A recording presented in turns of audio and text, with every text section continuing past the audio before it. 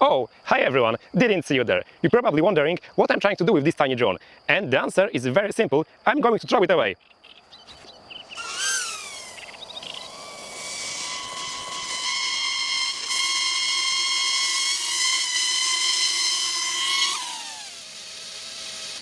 Oh look, and it also came back. Okay, so what you just saw in the silly intro is my new DIY autonomous drone project in action. This tiny thing weighs less than 250 grams, it runs on powerful ArduPilot software, and it even has fully functional MAVLink telemetry over Express LRS. And besides that, I recently took this project to the biggest drone competition in Poland, and guess what? It won the first place!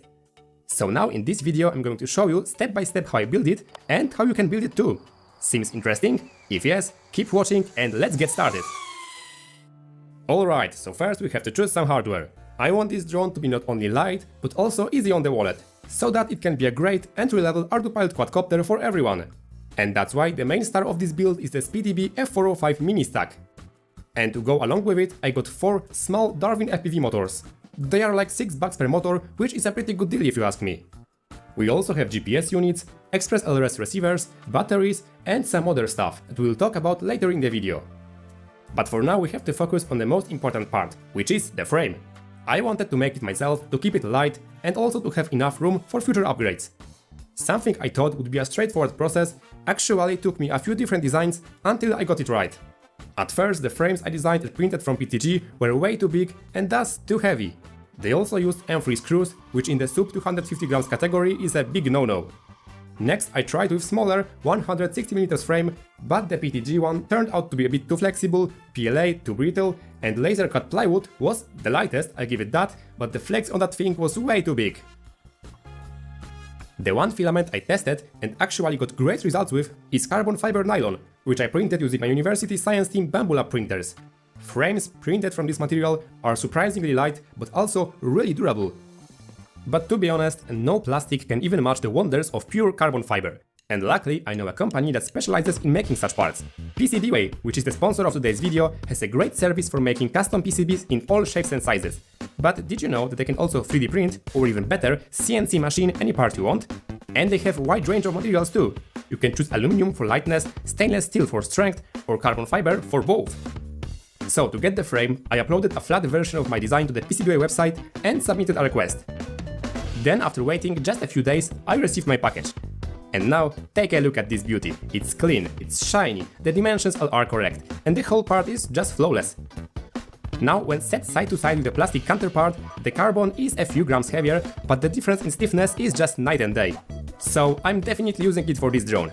And now, if you also have a project that could use some carbon fiber, don't wait and go check out PCBWay website at pcbway.com. And we are back to the video.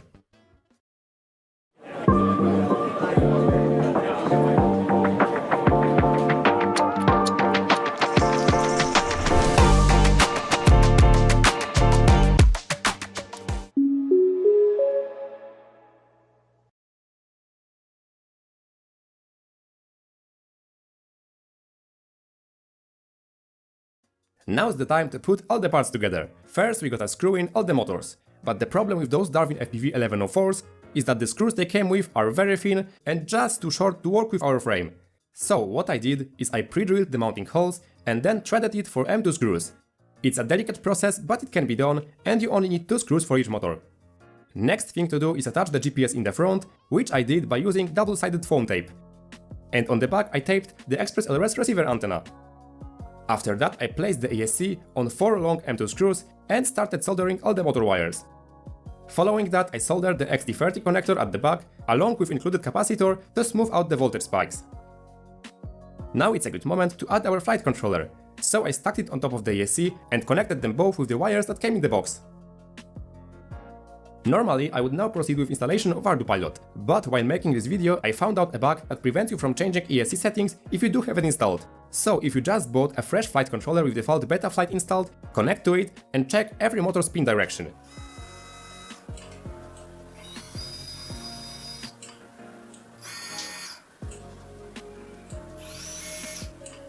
If it's wrong, then you can use DLHeli software to reprogram ESC with the correct one.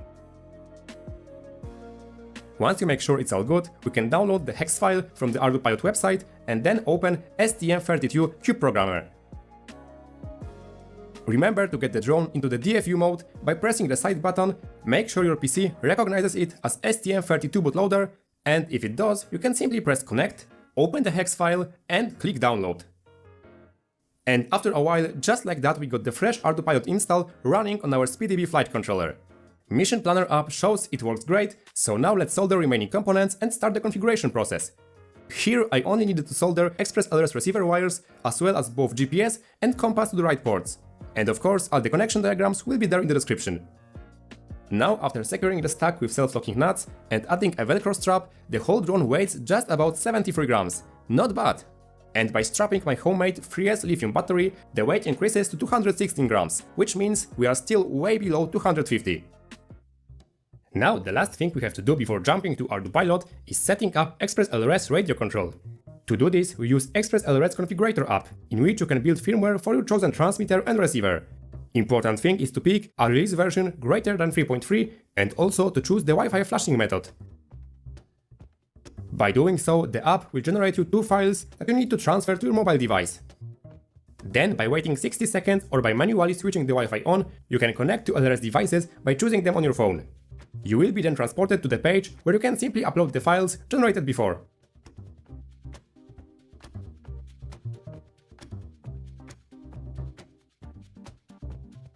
And that's all. If everything is right and you set the same password on both devices, you will get a connected message on your transmitter and solid light on the receiver. It means that both modules are now linked and we can proceed to Autopilot stuff. Alright, first let's make sure that the frame type is set to X and that the HRS orientation parameter is set to 0, because our flight controller is facing forward. Next, in the initial tune parameter tab, we are gonna set it up for 3-inch propellers and 3S Li-ion battery pack. After that, we have to perform accelerometer calibration by placing the drone on each axis.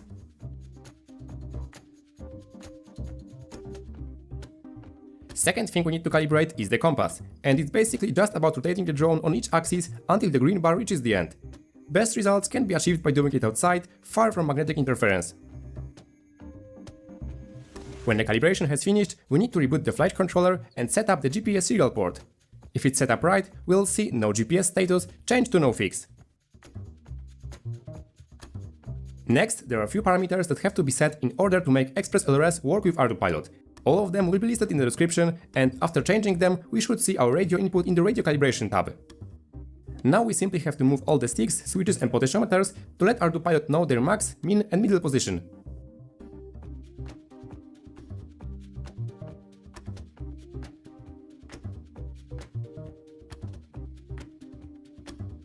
And after it's done, I recommend setting one of your 3 position switches to flight mode channel and then pick stabilize, alt hold and loiter for the first time flight. Make sure it works, and if yes, we can proceed further.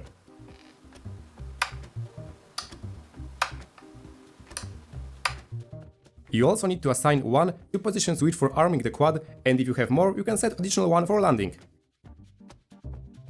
Don't forget about failsafe tab, which tells the Autopilot what to do if the battery is low or the transmitter signal is lost.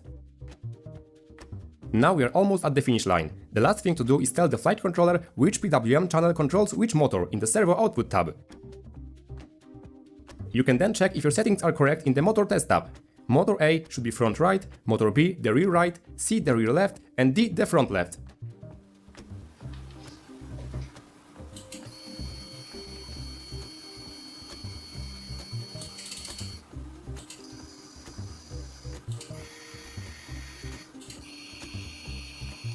And if your motors rotate at different speeds, it's a good idea to perform ESC calibration.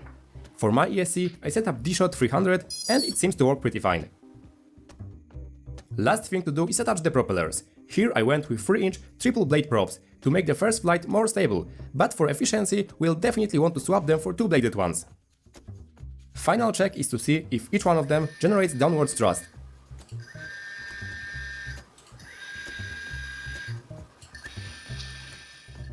And if they do, we can strap the battery and go test this baby out.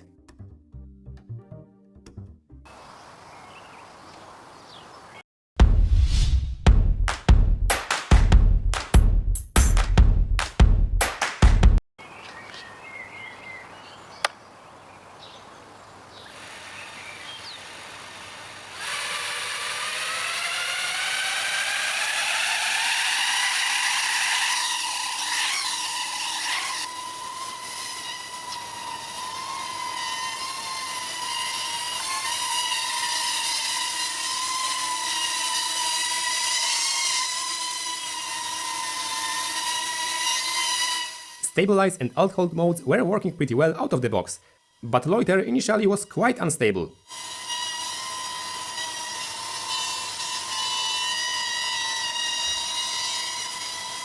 However, once the GPS acquired more satellites, the drone was able to firmly stay in place.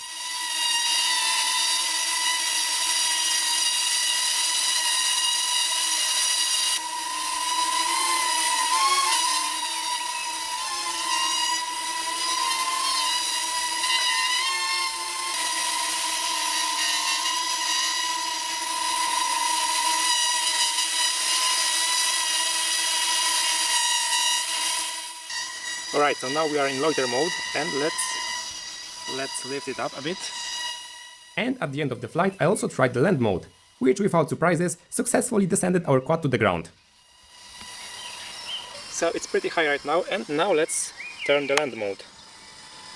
So we are now landing.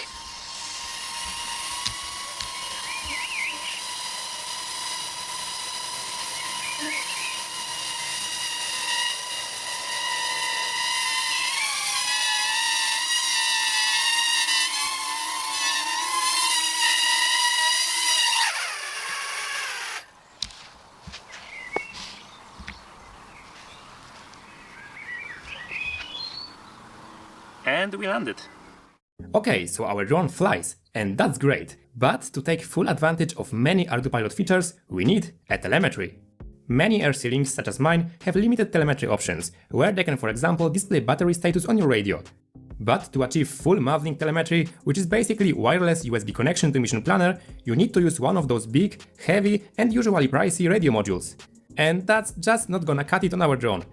But what if I told you there is another way? You see, for the past few months I was testing a new Express LRS feature called Airport.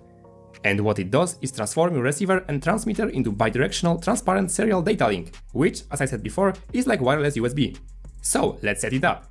The entire process is quite simple. First you gotta connect to your TX and NRX, just like when updating the firmware. Then you need to check the Use Airport box and set the same UART baud on both modules.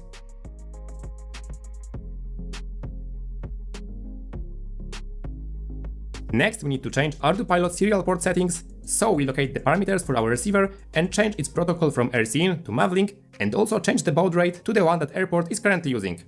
Now you can connect the LRS transmitter to your mobile device via USB. But make sure the backside switches are all set in the flashing position or it won't work. In Mission Planner, choose the USB device and the same baud rate. Click connect, and if it starts downloading the parameters, the telemetry is up and running. And as you can see, we have all the sensors live data on the left, and we can also calibrate or change any parameter on the go, and that's really handy. However, you might notice a tiny little problem now. If our RC link is used as telemetry, how do we actually control the drone? And well, there are solutions. You can for example hook up a gamepad to the mission planner and control the drone with it. I did it once and it was fine, but it's far from ideal. So instead I simply bought another pair of Express LRS modules, but this time the 868 MHz version, to avoid any interference. I soldered the new receiver to the UART number 3 and taped it to the bottom of the frame. Then I configured it the same way as we set up the old RC link before. And while we are at adding things, I also designed a 3D printed stack cover to which I taped a 5V RGB strip. It will make the quad more visible, but it can also inform you if the drone is armed or not by changing the color. And on top of that, I added a mount for runcam camera to record all the flights from the drone perspective. Now when put all together, the quad looks like this.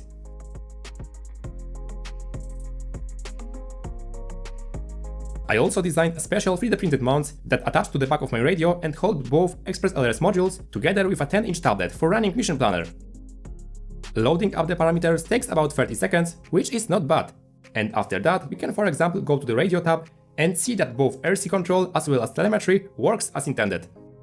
We can also change flight mode straight from the Mission Planner or do it as usual using radio switches. But one of the most useful things is actually checking and modifying the mission in the Plan tab.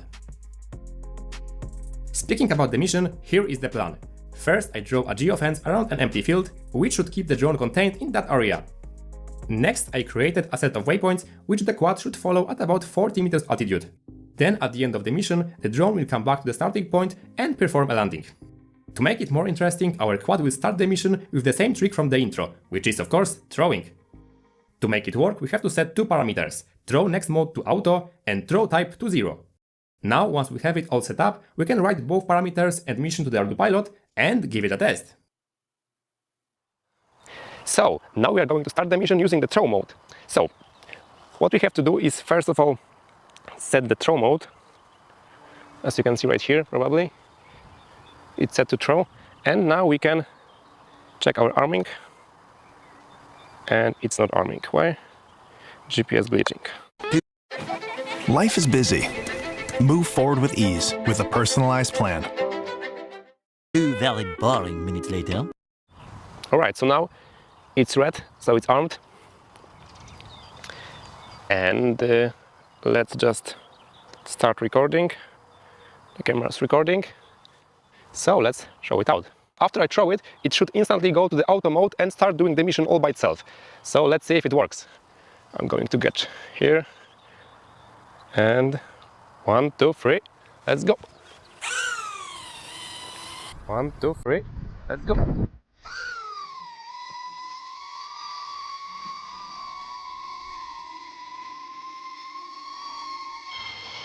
And it went.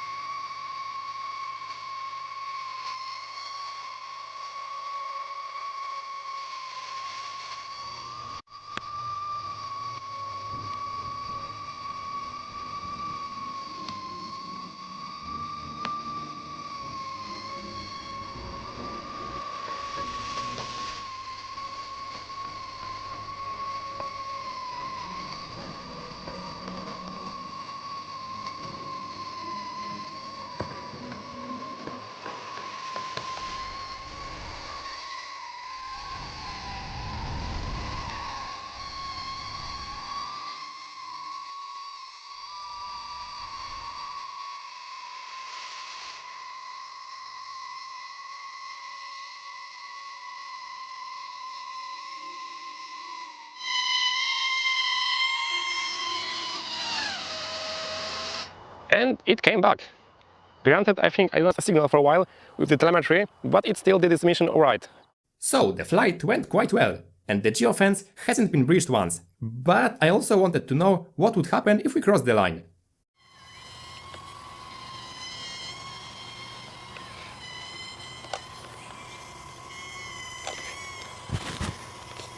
So in loiter mode, it just won't allow the quad to pass defense, but if you switch to alt hold, and now do it again, the drone will go there and activate RTL by itself.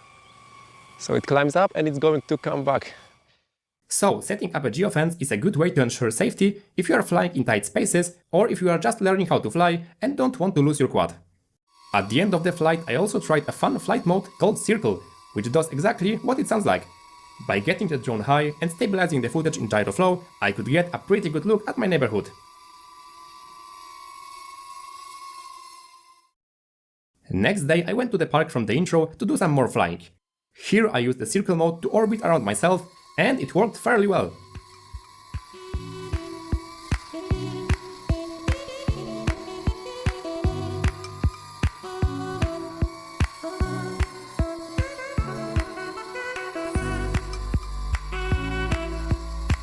Another fun flight mode is the one called Flip. When you put your drone in alt hold and then switch to flip mode, the drone will do the trick all by itself. Pretty cool! And the last thing I wanted to show you is the guided mode. This mode can only work with Mavlink telemetry, which is something we have on board. By using this mode, we can simply point anywhere on the map and our drone will fly there by itself. Quite useful if you are doing some kind of inspection or video recording, or if you are too lazy to touch the controller. Okay, so now we are on the data tab. And as you can see, the drone is currently in this single position. It's not moving because it's in loiter, and because we have the full Mavlink telemetry, we can just tap anywhere on the screen, for example here, and we can give it a command to fly there. Oh, wait a moment. here, let's say, fly to here, we have the altitude 40 meters and let's go. And now we have our waypoint and the drone all by itself flies to that waypoint.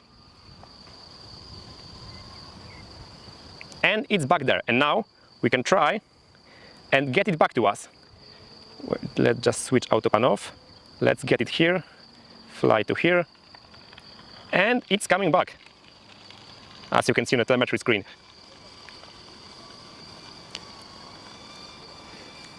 And it's currently hovering above us, and we can just enter, for example, RTL right here, and it will descend all the way down to the point where it started, so probably somewhere around here.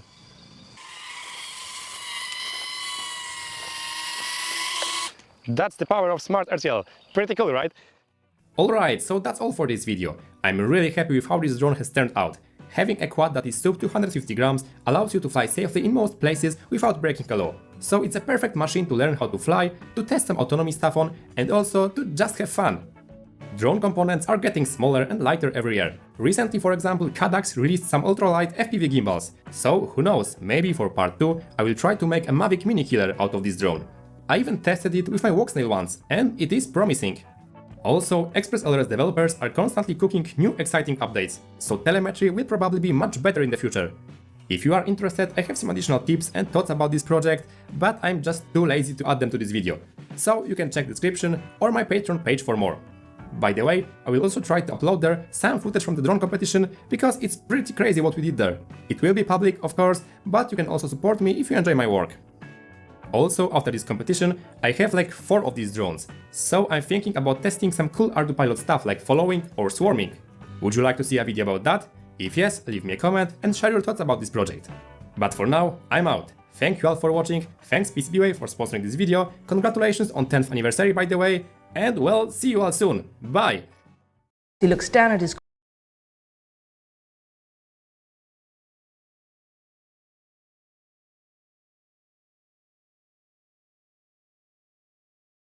Hi there, welcome to this video.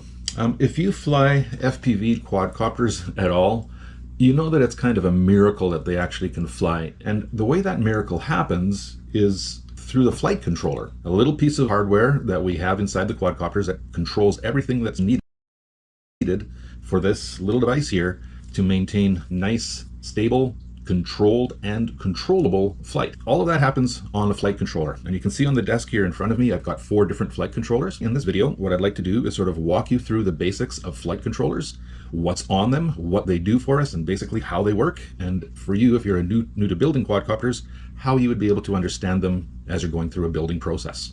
To begin, let's just take a look at the basic styles that we can purchase here, or we can use in our quadcopters. Now, basically, there are 2 general types of flight controllers. Ones that can do completely autonomous flight, where you can just set it up and program it and it will fly by itself, and quadcopters that can't do that. The quadcopters that can't do that would be ones that we would typically use for freestyle and racing and things like that. The ones that can use autonomous flight are more for programmed missions and flying on its own and using waypoints and all of that. They have a little bit different components on the boards. So the boards that can use or that can do autonomous flight, they will have a barometer and some extra pads so you can connect a compass and GPS. Flight controllers that don't need to do autonomous flight won't have those parts, and they'll actually be a little bit cheaper. Regardless of which one you end up getting, every flight controller will always have 2 parts that are absolutely essential. The first one is going to be the main chip that runs the software that manages the flights. That's what would run Betaflight or iNav or whatever other software. And every one of these boards, every flight controller, also has what's called an IMU, an inertial measurement unit. Many people just say it's a gyro, but it's actually a gyroscope and accelerometer combined. Now, that gyroscope and accelerometer, they are what tells the computer in there exactly where the quad is in 3D space and how quickly it's moving away from a previous known location. How fast is it accelerating in a direction?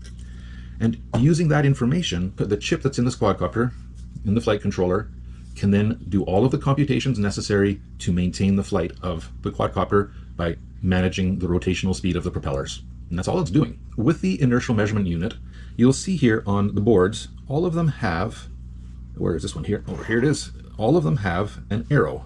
There's the one right over there. And that arrow marks the sort of the 0 point for the accelerometer and gyroscope. In order for it to work, it needs to have a starting point that it thinks is basically straight ahead. And that's what each of those arrows tells us. It tells us that the gyroscope accelerometer unit inside here understands that this is forward. And so when I would put it into my quadcopter, since this is the front of my quadcopter, I would make that arrow point towards the front. Now, there are ways to change that, and it's a little bit more difficult than I would like to talk about right now, but basically that arrow is important for this to know which way is going forward. And so when you're building, you need to follow that and make sure you keep track of where that arrow is. And so what we're going to do now is just switch over and take a look at the basic chip here very quickly. We won't talk about them very much, but today in 2024, there are 3 or maybe 4 chips that are still very, very commonly used in flight controllers. The most common ones are based on the ARM F4 series of chips and the ARM F7 series of chips. Now, if you take a look here, this particular chip is an ARM F405. This one over here is an ARM F411. And over here we have, and you can't see it because of the sticker, but it's an F722. And the one over here on this board is also an F411. Now, I'm just going to pull this little board aside here. For now, it doesn't really matter. And if we look at these ones, these 3 here, like I said, an F405, F411, and F722, those are the 3 most common flight controller chips that are used today in early 2024. And out of them, the only one that you might consider not getting would be the F411. It is the slowest chip out of the bunch, and it is starting to get to the point where it's reaching its end of life. It's still good for now, and it will still run many pieces, like you can get several years out of it. It's the one chip that's used on almost every tiny whoop flight controller, and that's not going away anytime soon. So this is still a good chip to use, but it is sort of on its way out. The F405 chip is completely okay now. It can run any of the software out there, and that's also the same with the F7 chips. They have slightly higher speed, and they are pretty much future-proof too, although the memory on the F722 may restrict it a little bit in the future. But for now, if you were to buy a flight controller with an F405 chip on it, or an F722, that would serve you for any purpose for the foreseeable future. And then I think that's really all we need to say about the chips for now. There's much more detail in other places if you need it. Now, what we're going to do next is take a look more at the actual layout and components on a flight controller. To begin, we've already talked about the main processor chip and the IMU. And so the next thing that you'll find on almost every flight control board is what's called the OSD chip. And that's for being able to display actual writing on the video that comes into our goggles. And that's, you can see, just a chip right here on each of these. Also on the boards, you will find voltage regulators. Different boards will have different numbers of voltage regulators. You will always have a 5 volt. And then on top of that, you will probably also have a 9 volt or a 12 volt regulator to provide 9 volts or 12 volts to different components. And you will also have a 3.3 volt regulator. We will also find on some flight controllers a barometer. And we mentioned this before. And if we take a look at these 2 boards and we flip them over, there's a war over my family's land, and they're losing it. Our whole way of life. We can see that they both do have barometers. On here, it's this little tiny square piece of metal with the hole right inside it. And you can see the same thing on this other board over here. It's just right there. It's a tiny silver thing with a small hole in it. And that provides basically information on how high the quadcopter is from ground level. And without that, fully autonomous flight is very, very difficult to manage. So that's an important component on flight controllers that are designed for fully autonomous flight. And just as an example, if I were to bring this particular flight controller here into the mix for a moment, this particular flight controller here is not made for fully autonomous flight, and it doesn't have a barometer on it anywhere. Many of the flight controllers, especially the full-size ones, will either have a black box chip, or in some cases they will have a place for you to insert a micro SD card, and that's to be able to record flight data as you're flying and then be able to use it to analyze what's going on with your quadcopter after a flight. And by using the data from the black box, you'll be able to sort of diagnose and figure out what's going on with your quadcopter. Now, for those like this particular one that don't have the place for an SD card, they will have just a small memory chip, maybe 8 megabytes or 16 megabytes, to hold the black box data. But that's really very small and only would maybe hold the data for 3 or 4 flights, depending on how long they are. Let's take a look at some of the other types of connectors we're going to have on these flight control boards. Now, you can see on this one and on here, we have a USB-C connector, which allows us to plug into our computer and power up the board to do the setup and other work that we need to do on the flight controller through our computer. You will also see that there are various what are called JST plugs, like these, and those are pre-soldered on there at the factory to allow you to have a specific place to plug something in without having to do the soldering. Now, you can see here two that basically look the same, and those ones are for an ESC, like a 4-in-1 ESC connector. This particular board here does have another connector on it, and in this case, with this board, that particular connector is intended to provide a direct plug for a DJI video system. So you will have different types of plugs on different boards that allow you just to plug in rather than having to solder. And each board will be slightly different. You'll just need to look up at the specs on the one that you particularly have. Let's get on to these golden pads that we see all over the place here. And for now, I'm just going to move this other flight controller out of the way, and we'll bring this guy a little bit more central. And then we'll start to talk about all of these different soldering pads that we see on the board. For the most part, they'll be on the top, but there will be some instances, not on this one for an example, but there will be some where the pins can also be on the bottom. Now, for this particular one here, it's got a very clear layout as to where the different pads are and their purposes. And so that's what we're going to kind of talk through now, is the types of pads that you're going to find on pretty much any flight controller, what they're for, and well, how you should use them. First of all, we'll talk about the ones that are related to electricity. Now, if you take a look around the board, you'll see various places where there are pads labeled G. And all of those pads that are labeled G are a common ground. They share the same ground across the whole board, and you can use one ground or a different ground. They're all the same, and they will provide grounding for your components. We have other pads like these that say 5V, and you'll see a few of them are in different places. Where's another 5E? There's another 5 volt there. And here we also have one that says 9 volts. Those pads are pads that will provide that much voltage. So a 9 volt pad provides 9 volts of electricity, the 5 volt, 5 volts. One thing to keep in mind is that here, I can't remember the total number here, but we've got maybe 1, 2, 3, maybe 4 pads that are labeled 5 volts. All of those pads combined have a maximum amp draw that they can provide. And that depends on the board that you have. And so you'll need to know the specs for that. But typically 5 volt rail will let you pull up to about 3 amps of current out of it. And a 9 volt rail would probably be very similar. Don't take that as exactly what your board will do. You need to always know the specs on yours to make sure that you're not overdrawing the current on them. Now, there are 2 more voltage pads that we should take a look at. One here is labeled 4V5, and over here we can see another 4V5, and then there's another one that's labeled 3V3. And what those are decimal voltages. So the 4V5 means 4.5 volts, and the 3V3 means 3.3 volts. And what's nice about those is that they receive power from the USB port. So when you plug your USB into the computer, the 4V5 pads and the 3V3 pads will be powered. And so that means any components that you've got connected to them, like your receiver or a GPS or whatever it might be, they will also be powered on, which will then let you use software to configure them and make sure everything is set up properly. The other pads, the 9 volt and the 5 volt pads, they're not powered directly from the USB. So there's another pad on here that we need to talk about, which I cannot see because, do we have one here? I'm not seeing one on here. So the one that I'm missing and not seeing on here is called VBAT. And that means the voltage from the battery. And that is basically a pad, and I don't see one on this particular here, but if you see one that's labeled VBAT, it is taking straight voltage from whatever battery you have connected. So if you've got a 3S battery connected, it will provide 3S voltage. If you've got a 6S battery connected, it will provide 6S voltage.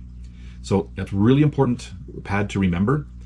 It is often used for powering devices that need lots of power, like your video transmitter, but you need to always be careful about that, because if you plug something in that needs lower voltage and you attach it to a VBAT pad, you will have problems. So those are the basic electrical pads. Beyond that, we've got a bunch of pads that are used for communication, and there are sort of two different groups of them. The most important group are what are called UARTs. That means universal asynchronous receive and transmit. And basically, they're just a simple way for the flight controller to communicate with another device. With UARTs, they will always come in a pair, T and R. T means transmit, and R means receive. And so the way they will always work is the T from this board, which is the mouth, will talk over to the ear or the receive on the other device. And the transmit on the device will go to the receive on this other board over here. And so the way they work is always in pairs, and you can see that they also have a number. 1 on this one over here. You can see over here there's another, that's T6 and R6. I'm seeing over here there's one that says R2 and T2. And so each of those numbers represents one UART. And depending on the board that you have and the chipset that you have, you will have anywhere from 2 all the way up to maybe 6 UARTs that you could use. Not every board will have all of them available for you to use. Sometimes they're already used internally by how the board was designed, but they will be there for you to connect different peripherals to. UARTs, they're typically used for devices that need two-way communication, like our receivers, GPS units, things like that. Now, those were just communication pads, the UARTs, but we have others as well. If you take a look here, there is a VTX pad, and then over here, there is a CAM pad. And those are for the video, the FPV system. The CAM pad over here is where the video comes in from the camera. It gets the information put onto it from the OSD chip so that we can see the writing that we want to see from the data on here.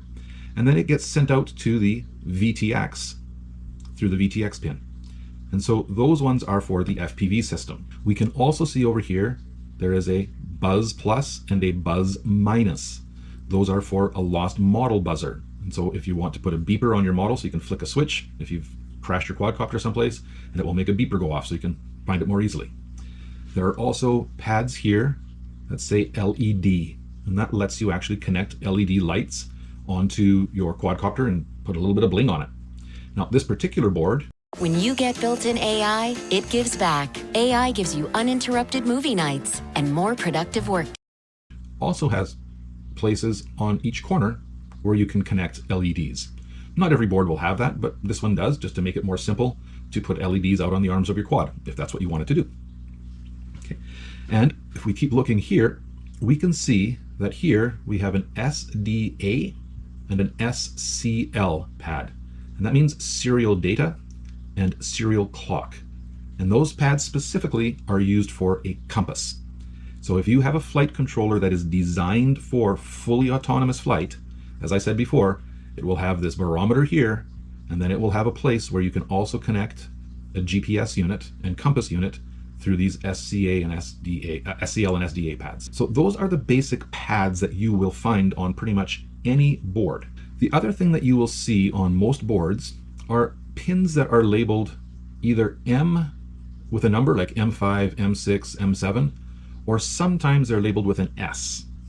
What you will find is that in this case, already in this pin setup here, we have the signals for 1, 2, 3, and 4. That would be signals for motor 1, motor 2, motor 3, and motor 4.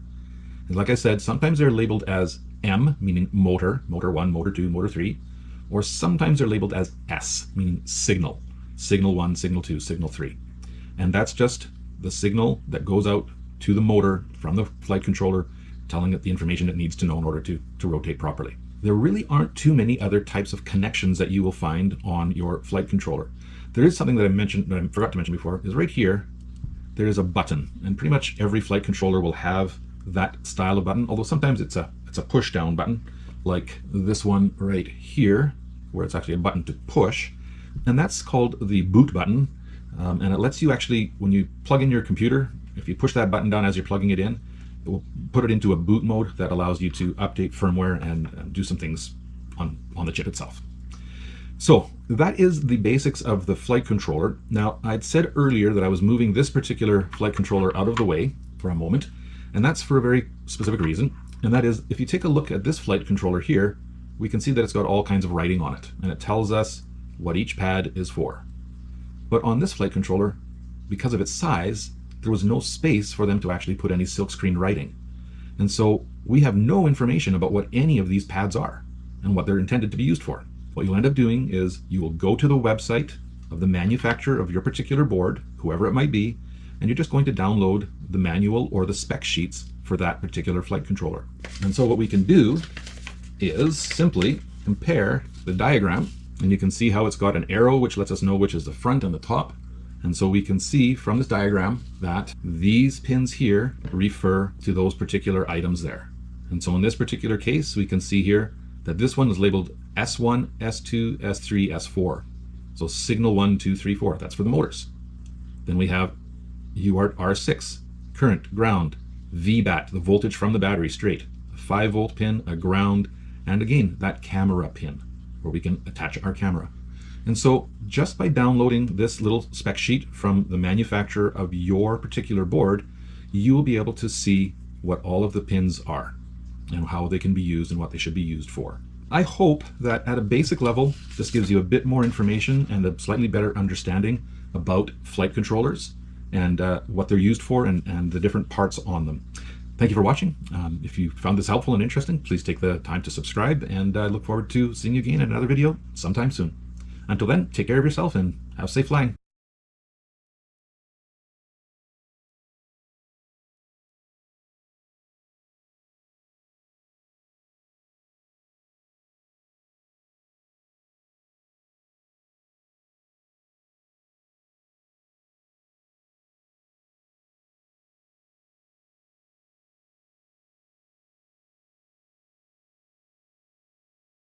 In this video, we're going to take a look at how you can update your quadcopter to the latest release of the Betaflight firmware. The first question you should ask, and that the most boards today will do that automatically. However, if that's not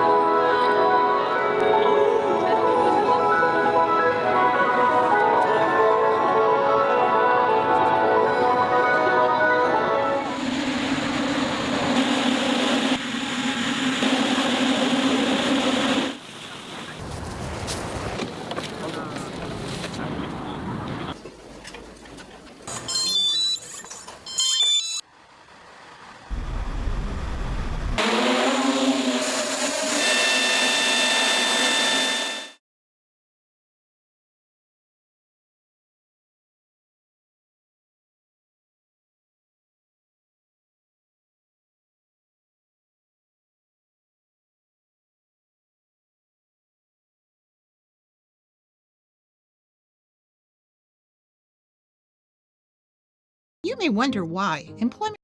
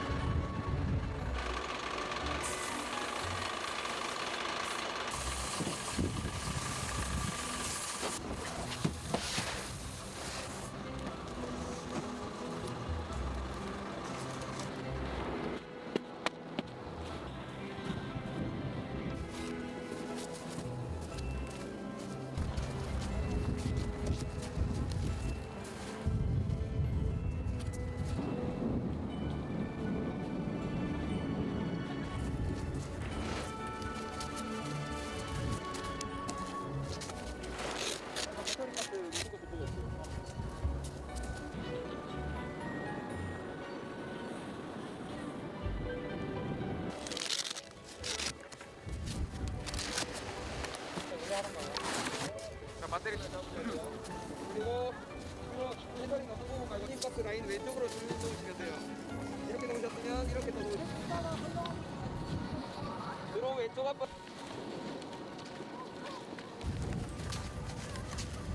하면 돼요. 나중에 한꺼번에 쓰고 갈게요, 이거.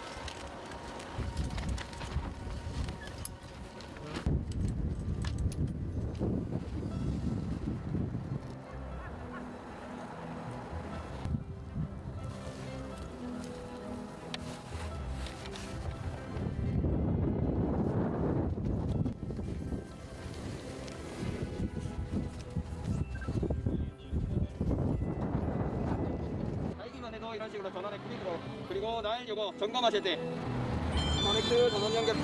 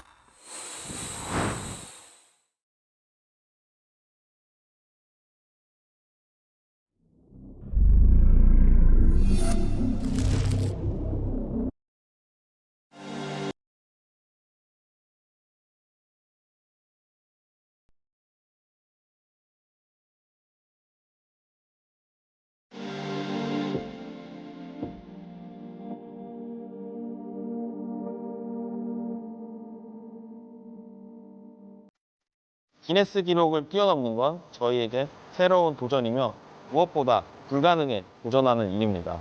Imagine thousands of drones illuminating the sky.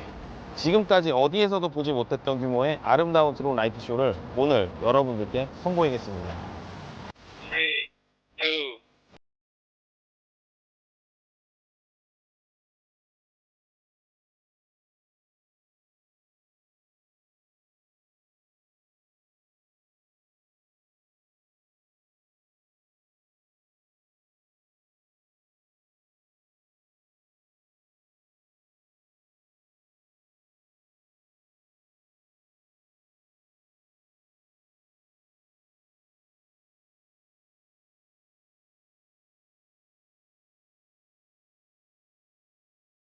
I'm very pleased to announce that the finalists have achieved a brand new Guinness World Record title. Officially.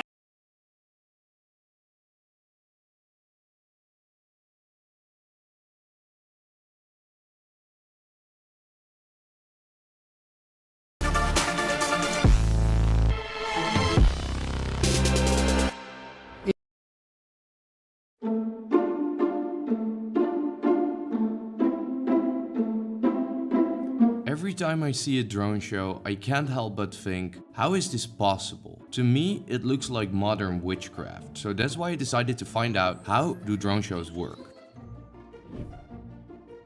The creative process for a drone show always starts with an idea. Maybe you're dreaming of an aerial dragon or a specific message written across the night sky. Whatever your vision, its realization involves specialized drone show software. This software resembles 3D programs like Blender or Cinema 4D, where you can create objects and animations in a virtual environment using vertices, the corner points that form the structure of any 3D model. For example, a simple cube has 8 of these points. However, instead of working with vertices, you work with drones. These drones, illuminated in the darkness, take the place of vertices to assume any imaginable shape in the air. Unlike 3D modeling, where you also work with edges and faces, a drone show presents a different challenge. You don't have edges or faces, only points of light. To mimic a simple shape like a cube in the air, depending on the desired size and resolution, many more than 8 drones are required.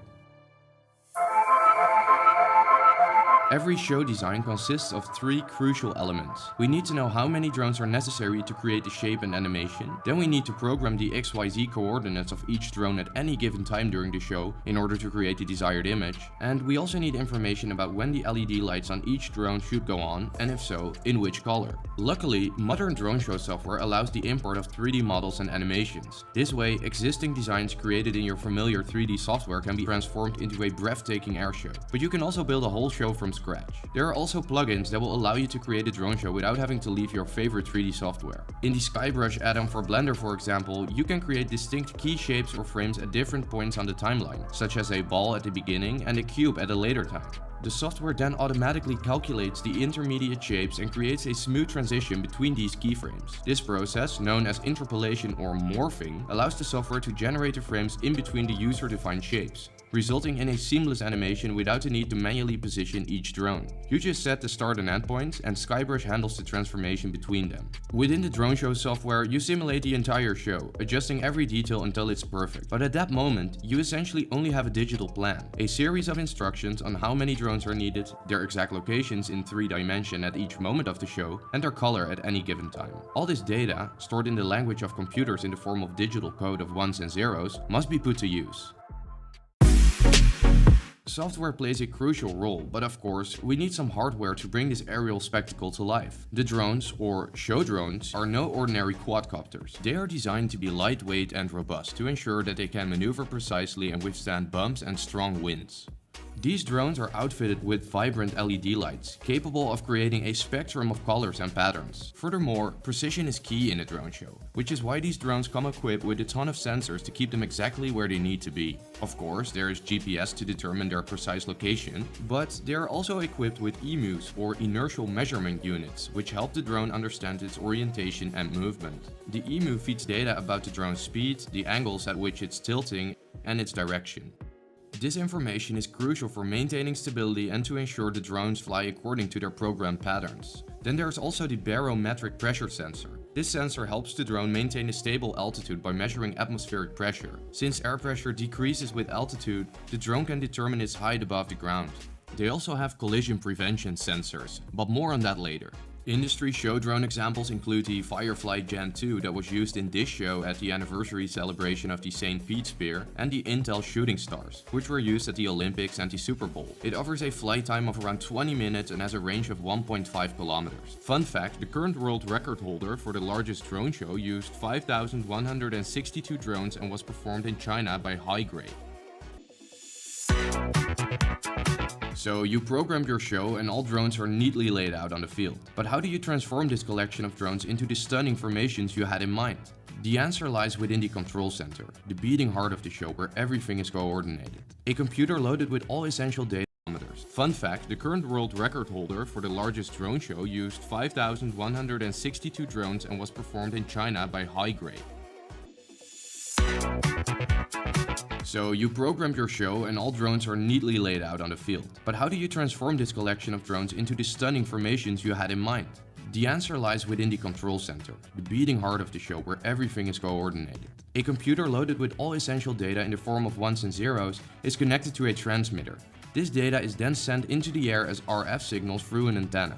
RF communication, similar to Wi-Fi or radio, uses electromagnetic waves called carrier waves. These waves are basically invisible light and therefore move at the speed of light. This makes them perfect for applications where any noticeable delay is unacceptable, such as drone shows. To send all the instructions to the drones wirelessly, they use a technique called modulation. This involves modifying a carrier wave to encode instructions for drones. The main types of modulation used are on-off keying, frequency modulation, and amplitude modulation. On-off keying is basically digital Morse code, transmitting binary data by switching the carrier wave on and off. The other modulation forms work in similar fashion, but by changing the amplitude or frequency. For example, a lower amplitude may signify a 0 and a higher amplitude a 1. This encoded information is sent through the air and picked up by the drone's antennas. This is an oversimplification, but a 1 could tell the drone to turn its lights on, while a 0 could mean that the drone should turn its lights off.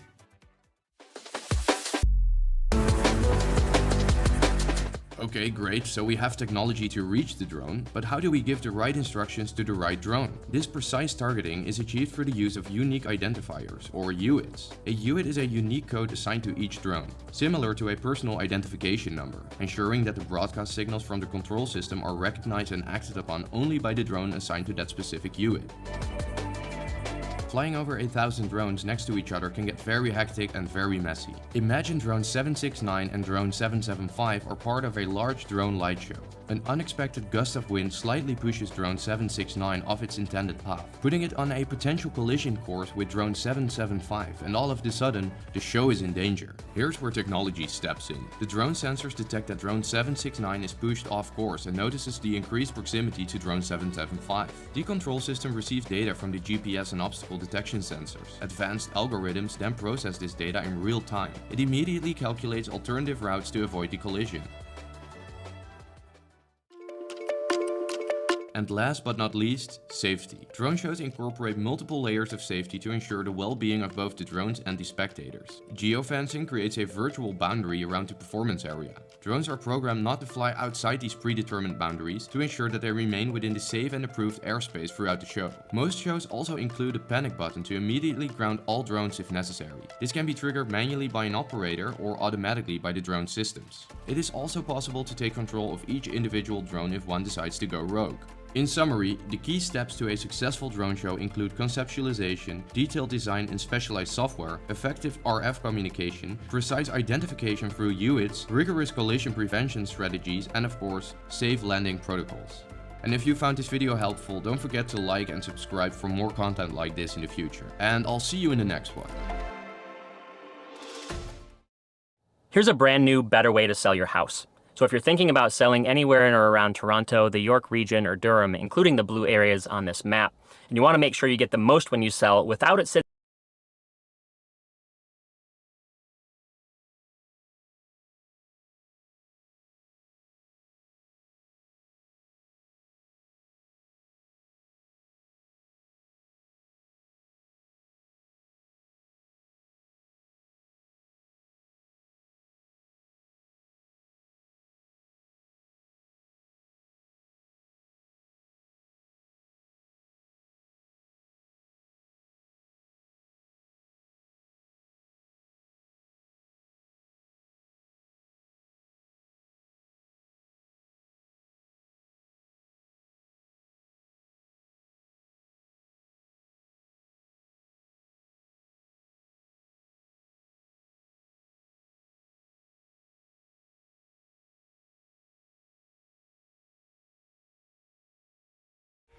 Hello! Today we're going to be building this 7-inch long-range FPV drone for under $150. Let's get started. The main reason why we can do this build in 2024 is because of this, the motors.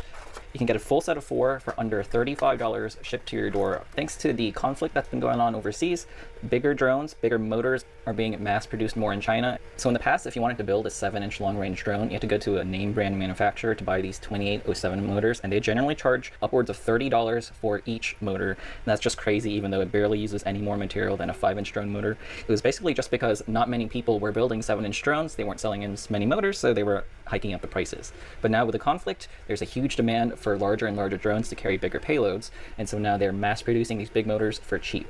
And as a teaser for a future build, it doesn't stop there. Check out this motor here. This is a 3115 motor. This is absolutely huge. Just look at the size comparison between these. It is massive. This will spin a 10-inch prop, and you can get a full set of these 10-inch drone motors for under $50. Yeah, that is absolutely nuts. So stay tuned. I think I'm going to be making a under $200 10-inch drone build video in the future. So if you want to keep an eye out, please like and subscribe, and I'll be posting that video soon.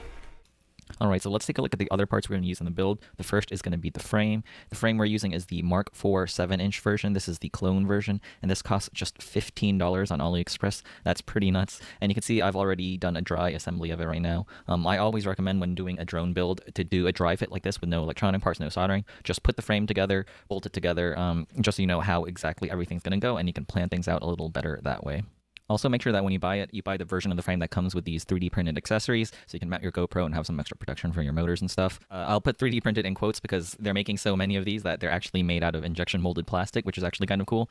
For the flight controller and ESC stack, I'm going for this kind of generic F4 V3S stack that comes with a 45 amp ESC. You can also get this in a 60 amp ESC. I made a previous video on these flight controller stacks, so you can check out that video as well on how to get the best deal on these. They'll come under a couple different brand names. There's like this one which I have, which is Yasido, and there's also one by like 99mod, but they basically come out of the same factory with all the same schematics, so they're just going to be all identical. And the amazing thing is you can get these stacks for under $40, which is absolutely crazy. It's even cheaper than, you know, the Speedy Bees, which generally cost about $60.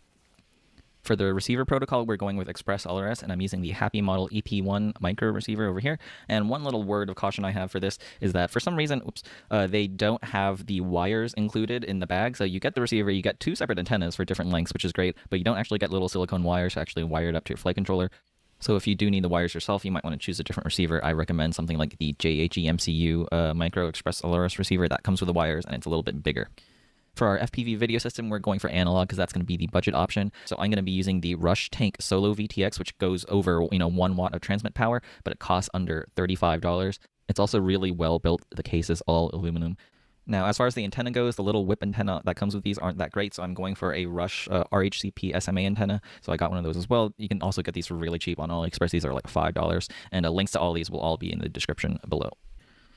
For the analog camera, we're going for the Runcam Phoenix 2 SE. The main reason I'm choosing this is because it works pretty well and it's available for really cheap, under $15 on AliExpress. That's an amazing deal. All right, and with that, we got all the parts ready to go. Let's go ahead and start the build. The plan for this build is to dry fit as many components onto the drone frame as possible before we start cutting wires or touching a soldering iron. So once again, the idea is to make sure we get everything right the first time and not have to undo anything in the future. But the first thing we should do is take our flight controller and plug it into our computer running Betaflight Configurator to make sure our flight controller is working properly. We want to make sure that everything is A-OK and the firmware is updated before we put any solder to the flight controller, just so that if there is something wrong with it, you can return it and you know it's not your soldering that messed up the flight controller. Alright, I have Betaflight Configurator open on my computer, so let's plug in the flight controller and hope it recognizes. Alright, looks like it recognized. We can apply custom defaults. And we get some warning about the accelerometer. That's fine for now. And we have it connected, and let me jiggle the flight controller a little bit, and it looks like it is moving properly. So yes, we know the flight controller is operational, it is functional, which is great, but we will see at the top left here, we are on firmware 4.4.2, which is actually a little bit old at this point, about a year old, I think. So the flight controller is working great, but we want to upgrade it to the latest firmware. So let's go ahead and do that right now. We're going to start by hitting the upgrade firmware option at the top right, and we're going to hit auto detect here to detect which board we actually have. We get the Omnibus F4 SD. Now, if you bought the same exact flight controller that I linked in the description below, it should be the same exact one, Omnibus F4 SD, and it's pretty important to remember which one because there are lots of different versions of the Omnibus F4. If you do buy a different flight controller, just go by whatever the auto detect detects as your flight controller. So for me, F4SD, that's great. And then we're actually going to be tempted to load the firmware right now and then flash it, but we're actually going to get an error because we're not in the programming mode. So to put it into programming mode, you can either hold the boot button on the flight controller, but a different way I find to be a little bit more reliable is actually to go back into the Betaflight configurator, connect to it, and then go over here and actually hit the activate bootloader DFU button.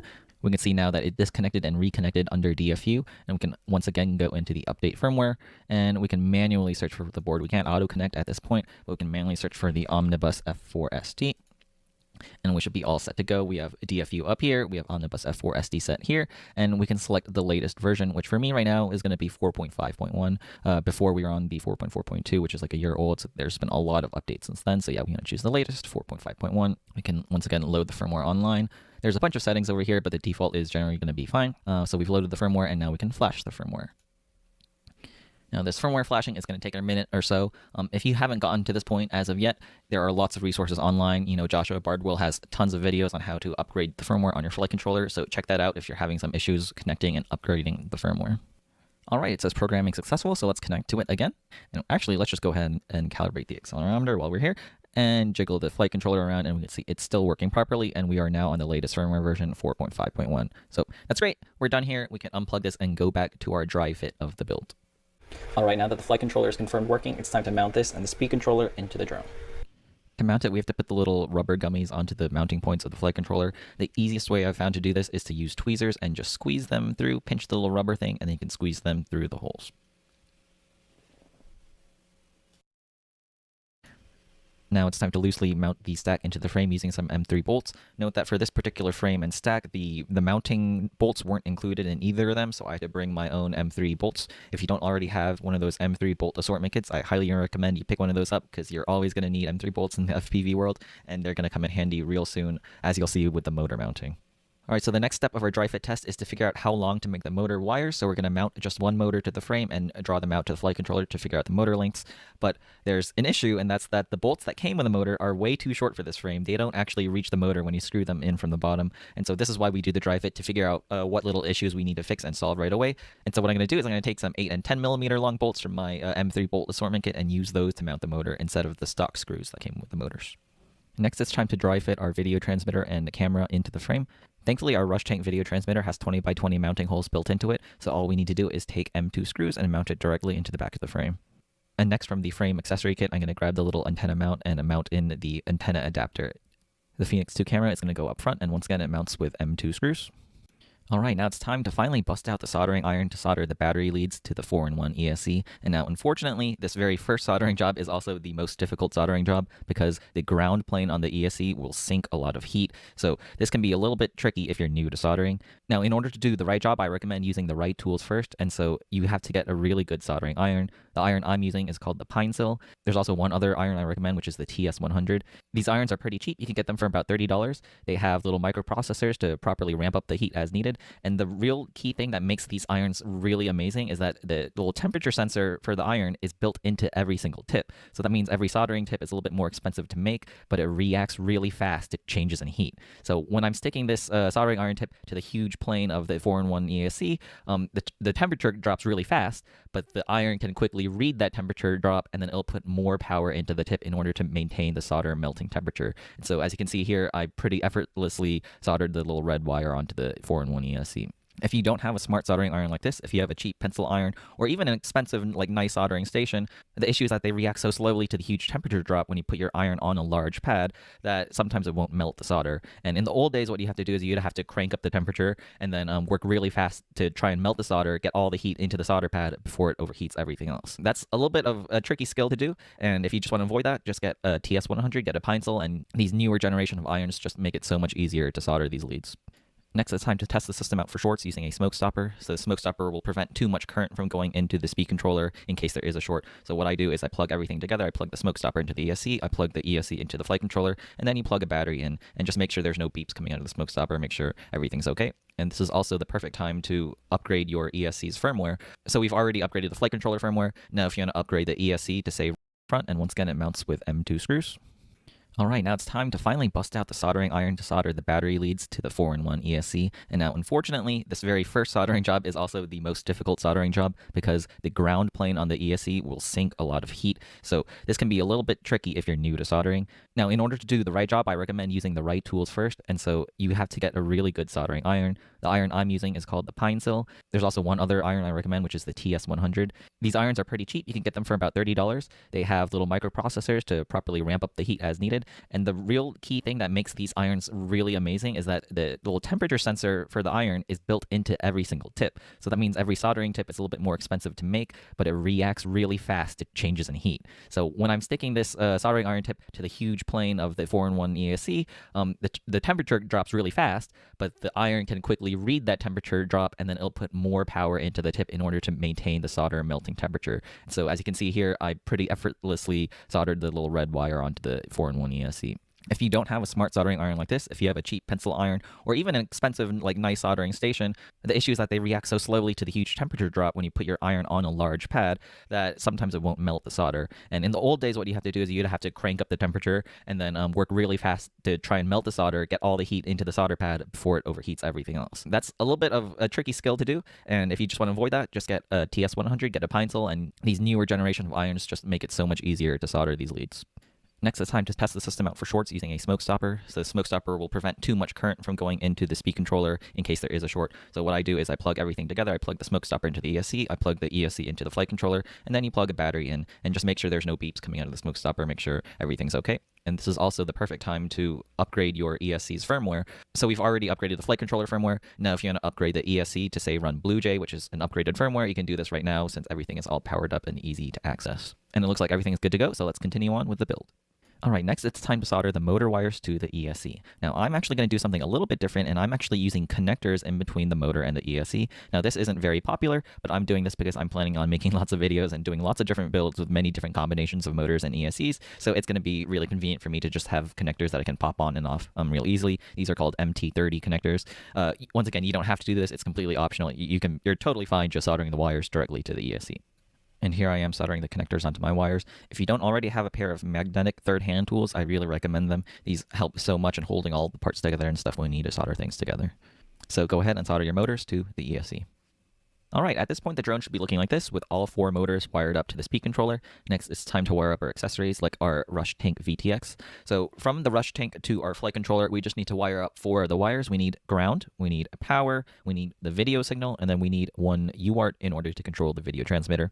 Now I'm going to put the wiring diagram of this exact build into the description below. This wiring diagram is one I'm making exactly for this build, so you can follow along exactly as I'm doing. Now, compared to the ESC, the flight controller has tiny pads, so we want to switch over to a smaller soldering tip size in order to solder these things really well without any shorts. Next, it's time to wire up the camera to the flight controller. This only has 3 connections, which is ground, 5 volts, and video. Alright, the final thing to mount is our Express LRS receiver.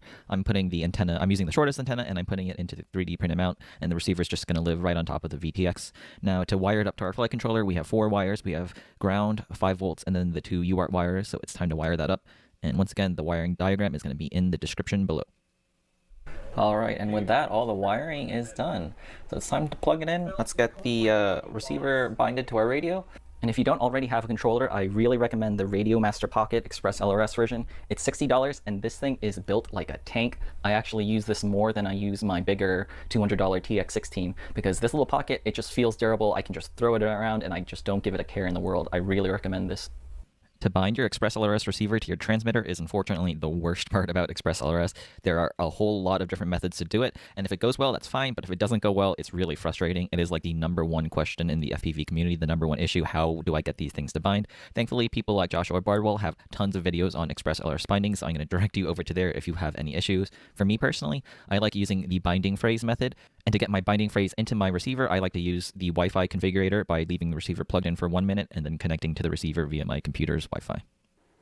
Alright, now that our receiver is bound to the transmitter, it's time to button the drone up back together. So we're going to physically put it all back together except for the props, because the next step of the build is to connect it to Betaflight Configurator and do our final configuration. Doing the final setup in Betaflight Configurator is going to take a really long time, so I'm going to save that for the end of this video for those of you who actually have the drone in front of you right now. So in the meantime, let's pretend it's all set up, and let's take this drone out for its first flight. Alright, it's a nice day at the pond. Let's take out the 7-inch with the GoPro. Alright, so here's my GoPro footage from my GoPro Hero 8, and at the bottom right I have overlaid the DVR footage from my analog goggles, so the bottom right is what I'm actually seeing while I am flying. This flight is going to be nothing too special. I'm just going to be doing just a little cruise around the pond. I'm not going to be doing any freestyle or any long range. This is one of my first flights, so I'm still seeing, testing out the limits of the drones, making sure there's no quirks or anything wrong with it before I push it too far. Now, if you look at some of the OSD elements on the bottom right, you're going to see that some of them look a little bit wrong, especially like the current draw. It shows that I'm drawing less than 1 amp of current this entire flight, and that's wrong, and unfortunately that's because the current sensor on my flight controller is broken. It doesn't work. I've tried calibrating it and it still shows, really crazy values, so I'm pretty sure the current sensor is broken. The voltage values are still correct. And that's kind of like the downsides of buying a budget flight stack like this. There isn't a lot of quality control, so I think the current sensor came broken from the factory and nobody caught it. It's not the biggest of deal, so I'm just going to keep on flying like that. Overall though, the 7-inch just flies really great. It flies really in kind of like a more relaxed style, perfect for cruising, and hopefully one day I'm going to be doing some really long range flights with this. Compared to a 5-inch freestyle drone, this thing is a lot more floatier. 5-inch freestyle drones are kind of like hot rods. They have a lot of power packed into a really small space, a lot smaller, like disc loading. Those are tiny 5-inch props. Whereas a 7-inch, it doesn't weigh that much more than a 5-inch, but the 7-inch just has those huge props, and it means there's it's less disc loading. There's less weight compared to how much prop area that has. So it's kind of like similar to RC planes. A warbird is going to have, a lot of power compared to a small wingspan versus like a trainer that has a much larger wingspan for the same amount of power. So it feels floatier, it feels more relaxed to fly, and that's kind of the same deal with the 7-inch versus the 5-inch. The battery I'm using for the 7-inch right now is a 4S. I think it's a 1800 milliamp pack, but there's a lot of wiggle room to use different amount of packs. I've actually used a few minutes of hovering time on the 7-inch drone. It's pretty crazy. Even just on this current pack that I'm flying with right now, the 4S 1800, I think I can get over 7 minutes, close to 7 minutes of flight, and that's a lot more than a standard 5-inch. That's just because you get a lot better flight efficiency when you move to bigger props, and so that also what lends this to being a much better long-range drone. The one thing that is kind of missing from this drone at the moment is a GPS module for long-range flights, because I want the confidence that, if I'm going to be flying like a mile away from me, that if I do lose signal or something, that the beta flight, return to home feature and stuff, that's going to work properly. So that's going to be my next step in a future video, adding a GPS module to this and setting up GPS rescue and stuff, and that way I can actually do really long-range flights with the comfort of knowing the drone is probably going to be safe. But anyways, that's it for this video. I hope you found this video helpful in building your own 7-inch drone for under $150. If you did find this video helpful, I'd really appreciate it if you could subscribe to my YouTube channel. That'll help a lot. And of course, if you have any questions, please leave a comment and I'll try to do my best to answer them. Also, links to all the parts I used will be in the description below. And as I mentioned earlier, if you want to stick around for the beta flight setup, then that's going to be coming up next. Thanks for watching.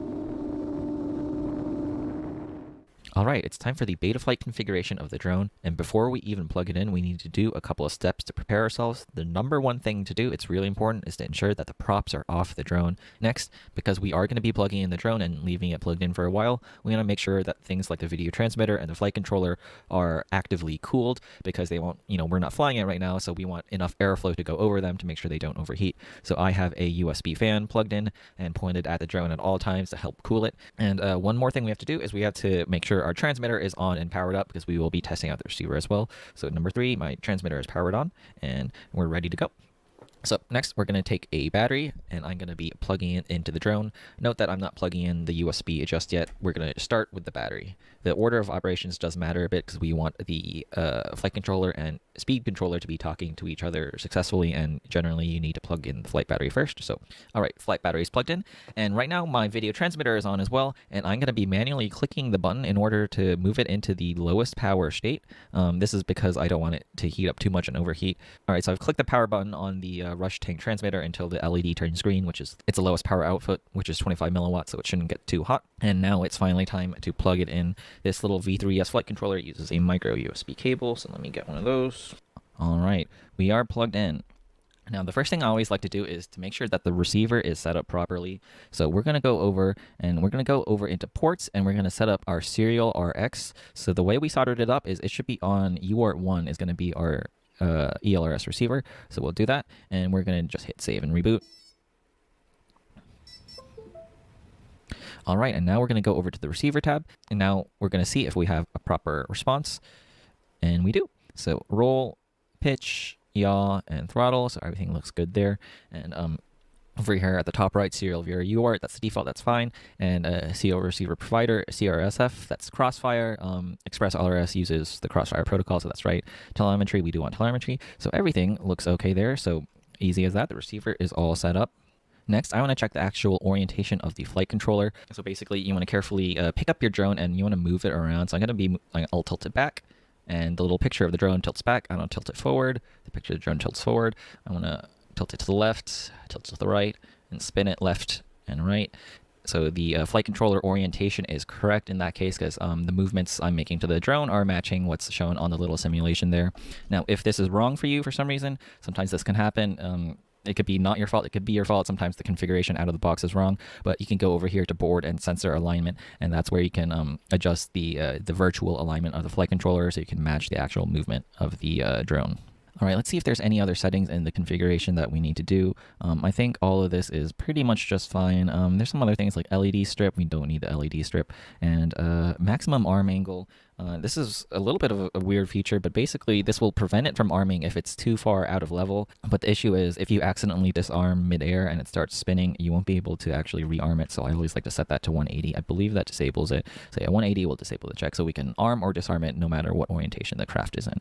Okay, and we'll do that. And oh, craft name, I like to label my drone, so we'll do 7-inch. And hopefully that'll pop up on the OSD later. So we'll do save and reboot. All right, next let's take a look at the motors and let's make sure that the motor order and motor direction is correct. Now this is once again the crucial part where you want the props off because we will be spinning up the motors. So let's go ahead and first check to make sure that all 4 of the motors are spinning. So I'm going to do I understand the risks. Also, for whatever reason, if you have the a smoke stopper plugged in, this is where you probably want to not be using a smoke stopper because we will be powering up the motors. It will be drawing a lot of current. And so you don't want the smoke stopper. And this is also where you want to double check your battery to make sure that you're not draining your battery too much. Make sure you have a decent enough charged battery. I plugged in a 3S. This drone can fly on 3 or 4S, and I have a 3S plugged in, and it's actually kind of a little bit on the, about halfway charged. It's not the worst, it's not the best, but I'll just keep an eye on this voltage here to make sure it doesn't drop too low. And I'm going to very carefully draw the master slider up to make sure to see all 4 motors are spinning. And they are. All 4 motors are spinning. That's all you need, at least for my drone. You just need to flick it up just a little bit, and I could see all 4 motors spinning. So that's good to make sure that, just a sanity check to make sure my soldering connections are all good. So that's fine there. But then we need to check the motor order and also the motor direction. So the motor order, the quad needs to know like which motor output goes to like which physical location on the quad. And so we're going to go ahead here. We're going to do stop motors, and we're going to do the reorder motors wizard. So once again, props are off. I understand the risks. Start. And so now it's spinning the motor. Right now the bottom right is spinning, so I'm going to click that. Right now the top right is spinning. I'm going to click that. The bottom left is spinning. I'll click that. And the top left is spinning, and I'll click that. And we're good to go. So we're going to do save. Okay, and we're going to go back to the motors tab, and we're going to do a little sanity check. Again, make sure the settings have properly saved up. So once again, I'm going to do I understand the risks, and this time I'm going to be spinning up each motor manually. So 1 is going to be the bottom right motor, so I'll spin that manually. That's great. 2 is going to be top right. Great. 3 is bottom left. Great. And 4 is top left. Great. All right, so the motor order is correct. We've gone ahead and gone through that wizard, but now we have to do the motor direction wizard. Brushless motors have a specific direction. Usually when you solder, you just solder whichever wire is closest, and then you'll use this motor direction wizard to change the direction of it manually. And you can see the arrows here are pointing to which way they should be spinning. So in general, the props are always going to be spinning towards this center line. So here we see props are spinning up and towards, and down here it's going to be down and towards, down and towards. So we're going to hit motor direction. Once again, the props are off, and we're going to just go through the entire wizard to do that. So we're going to start, and the motors are going to start spinning. It can be kind of hard to tell which direction each motor is spinning, but what I like to do is I like to lightly, very carefully put my finger on the bell to kind of slow it down a little bit, just a bit, and you can kind of tell by which way your finger moves, which way the motor is spinning. So I'm lightly putting my finger on motor number 1, the bottom right one, and it's spinning the wrong way. So right now, the correct direction it should be spinning is this way, clockwise. But by putting my finger on it, it's actually spinning counterclockwise. So I'm going to click the 1 button, and that's going to spin it the other direction, which is now correct. So it's changed the motor spin direction. That's correct. That's great. Let's go for motor 2. That's also spinning the wrong direction. So I'm going to be clicking that And now it's correct. Cool.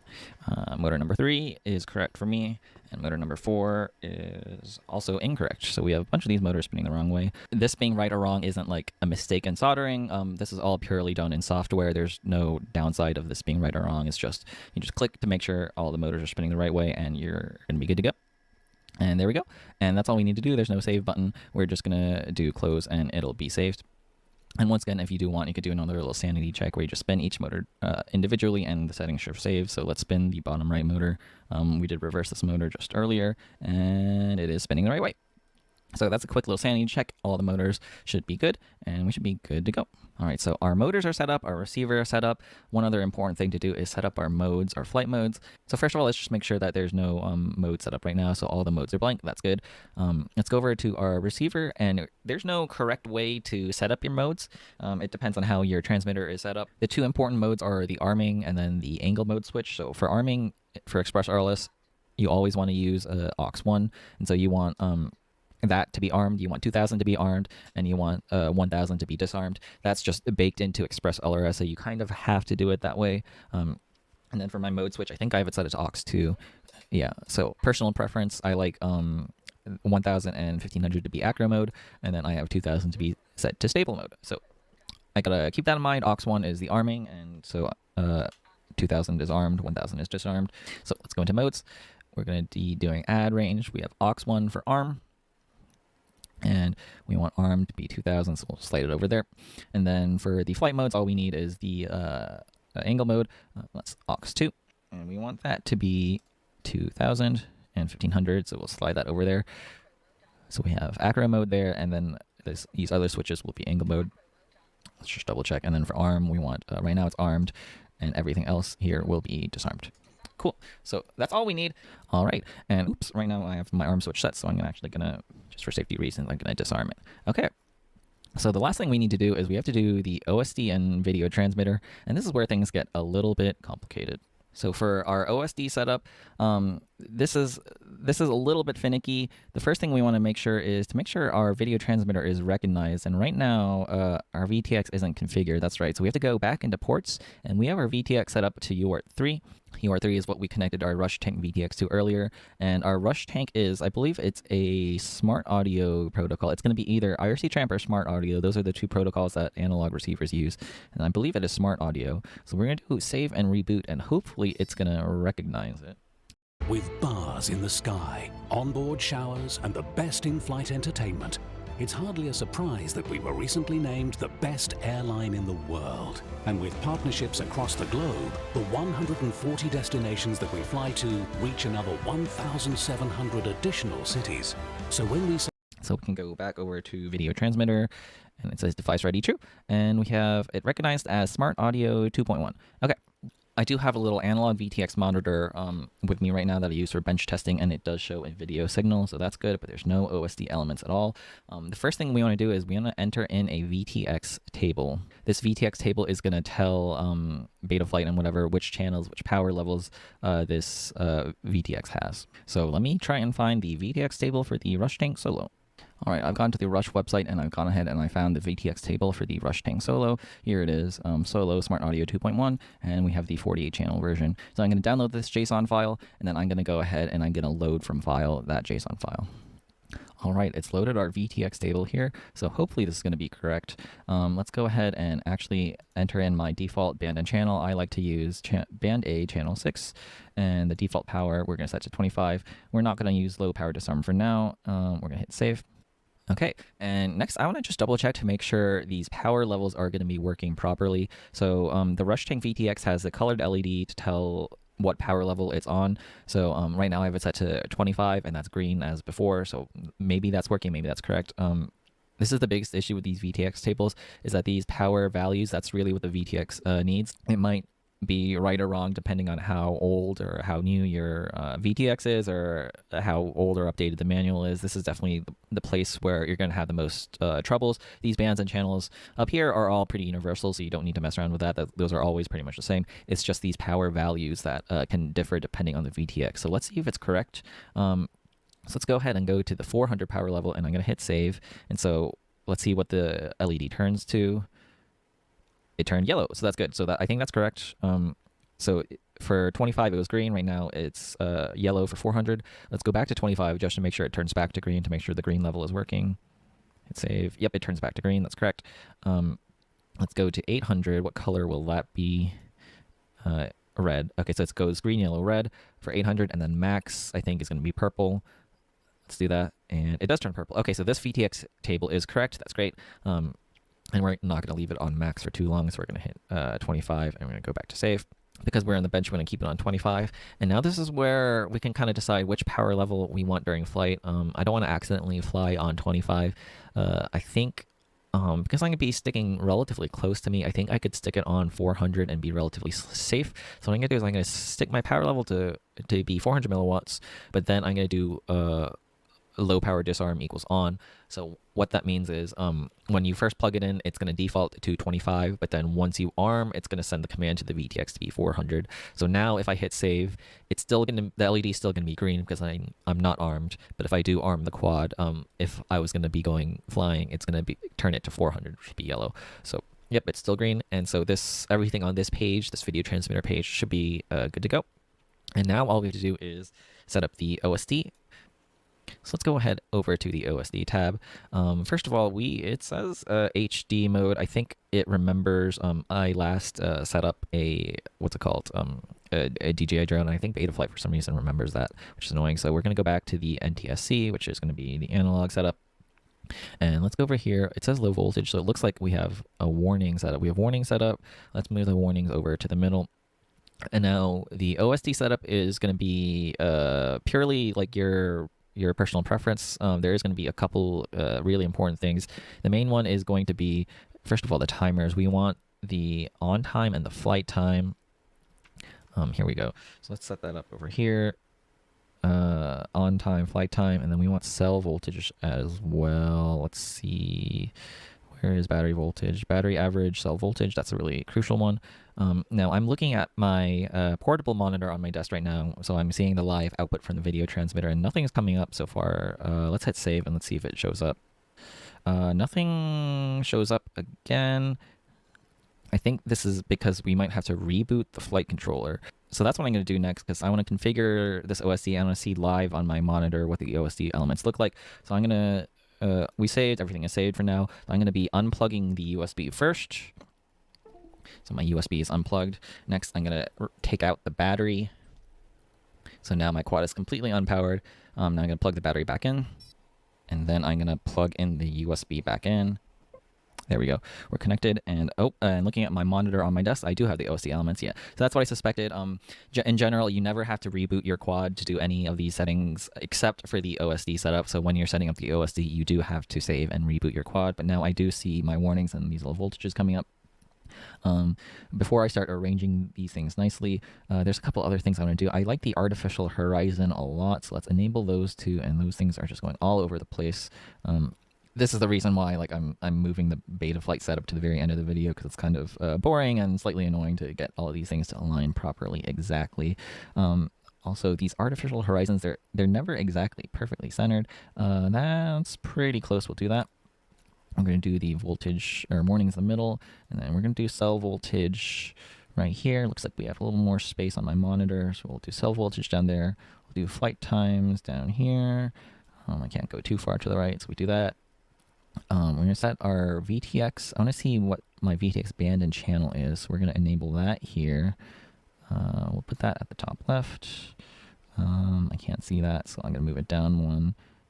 There we go.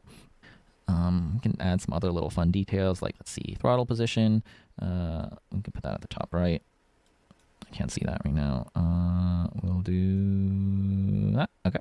What other things can we add? Once again, it's all personal preference.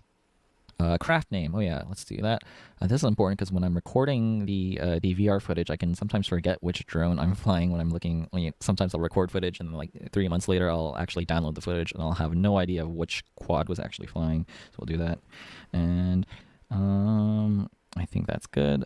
If the current sensor was working, this is where I would do the actual what's it called battery current draw over here. So I'll show my little amp draw, but as of right now, as of recording this, I do know that the current sensor is broken, so I'm not going to be putting my current draw there. But that's also that also can be something that's useful to add. Anyways, that's fine for a basic rudimentary OST, so I'm going to save that, and the drone is ready to go. I believe that's everything for the beta flight setup that needs to be done, and there you go. Hopefully, if you're following along, hopefully you're also successful in setting up your drone. There you go, and thanks for watching. Don't forget to hit save.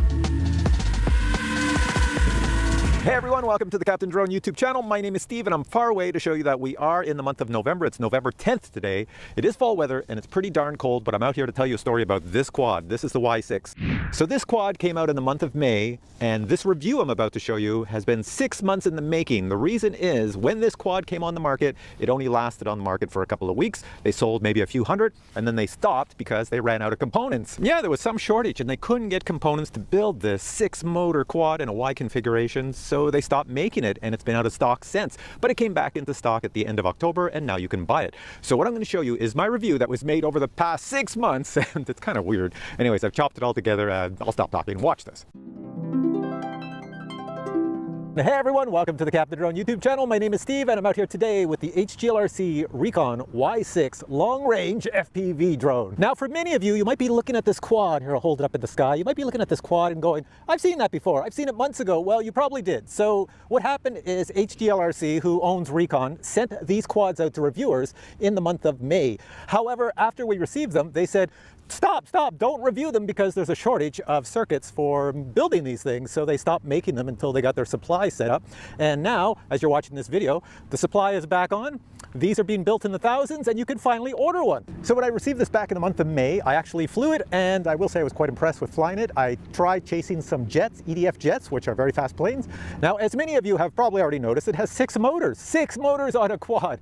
And the reason it has 6 motors is because it can lift pretty much anything. You can put massive batteries on this and it will lift them. They actually say that if you put a 3000 lithium-ion battery on here, you'll get 20 minutes of flight time. So right now I'm going to show you a short segment of video. I took this to my other field and I let Jedi Steve give it a look over and give it a try, and you'll also hear in that video how loud the props are. So that's a pretty good test. Anyways, check this out. Check out the fog this morning, but don't worry about the fog because we have Jedi Steve here and I want to show him a new quad on the market. All right. I have the quad behind my back. Here it is! Oh, yes. I remember asking you about this one. Yeah, you asked me about it. I like it, yeah. Yeah, so... a Y configuration, I guess they're calling it, right? Exactly. It's called the Recon Y6 because there's 6 motors, they're 5-inch props, and I will say it flies really well. I flew it back in the month of May and the month of June chasing planes. It goes extremely fast, and it's a blast to fly. And if nothing else, it looks a lot different than your usual quad, right? So yeah, so looking at it, what do you think? It's a cool looking bird. I've seen the Y configuration with 3 motors, but never seen it with 6. With 6, so I know. It's got to be moving pretty quick. You know what the claim to fame is? The reason they made it like that is because with 6 motors, just like when you see people quads, like they make drones nowadays that can move people, they have 6 or 18 motors or whatever. These motors now in that configuration can lift a huge payload. It can lift a lot of weight. All right, so I'm assuming you're putting a big battery on this guy? You can put a massive size battery on there and it should fly no problem. All right, let's fly it. I'm going to readjust the camera for you too. I've got the camera adjusted so it's not so dramatically up. If I put looking at the angle, that's still going to move. Yeah, that's probably fine. So normally the angle on this thing is normally in line with this 3D printed material. But I find it's very difficult to land. So I've lowered the camera, but you can see, even though I lowered it, it's not lowered that much. Leave it like that. I think it's fine. I don't want to go a million miles an hour with that thing either. Not a million, a trillion. A trillion. A trillion miles an hour. That's fast. We don't do million here. So for you, Steve, I'm going to put just a 1050 battery on. 1050? Let's see. I'll make it work. Hang on a sec. Yeah, no. Here's your answer. Here's your answer, Steve. No good. Tighten that sucker. Too tight now, Steve. Okay. All right. Give it a little shake just to be sure. No, she's not coming out. Be fine. She's in there. That should be fine. So this is what happens if you put a small battery in. So Jedi Steve's ready to fly. What I'm going to get him to do is take off, fly around a bit, and then come near me so we can hear how loud this little quad is. So you're over here, Jedi Steve. Take off anytime. Take it away. Take it away.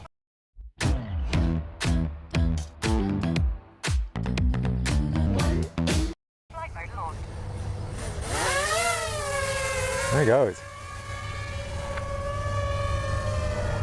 Well, that's nice and predictable. That's nice and stable. Yeah. How's the camera angle? Camera angle is fine. There we go. Okay, I'm going to be quiet this time, and if you can come and whip by us from whatever direction, that'd be great. I'm coming back. There it is. Not that loud, really, eh? Not as loud as you would think. No, I'm surprised for 6 motors going full bore. Here we go, we'll try that. Yeah, you would think it would be a little bit louder. I'm gonna go over here. He's coming back, I can hear it out of the way. Come on back, there we go. Oh, look at that, I can barely hear it. I'm following you. If you can do some, just up in the air above me, do some freestyle. I want to hear it, the sound it makes. Okay.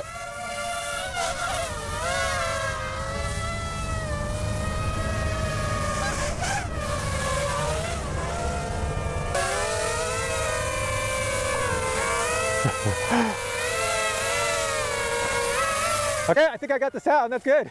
All right. Okay, you can bring her back. Let's see if I can land it.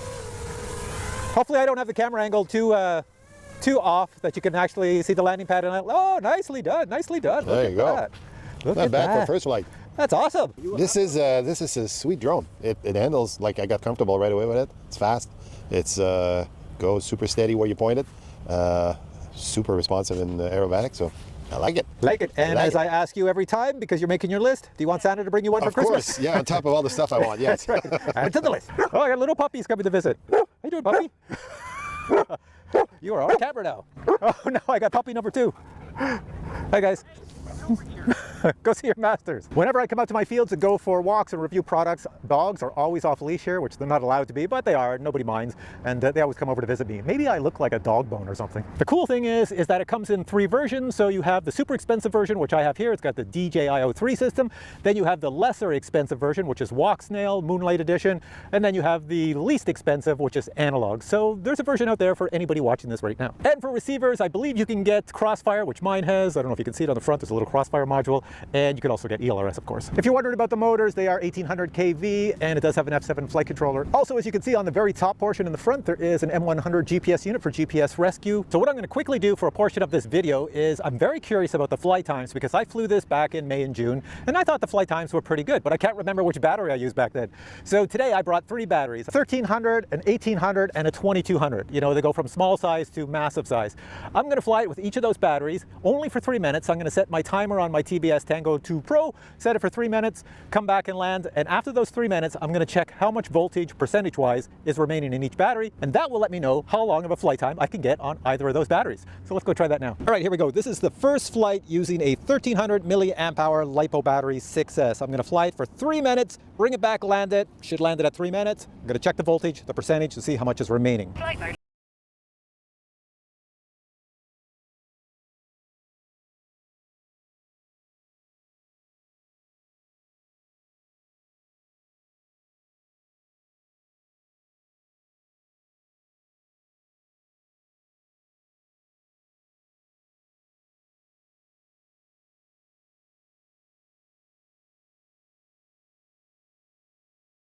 Okay, I've unplugged the battery. That's the battery that was used here, 1300. Plugging this in, let's see what it says after 3 minutes of flight.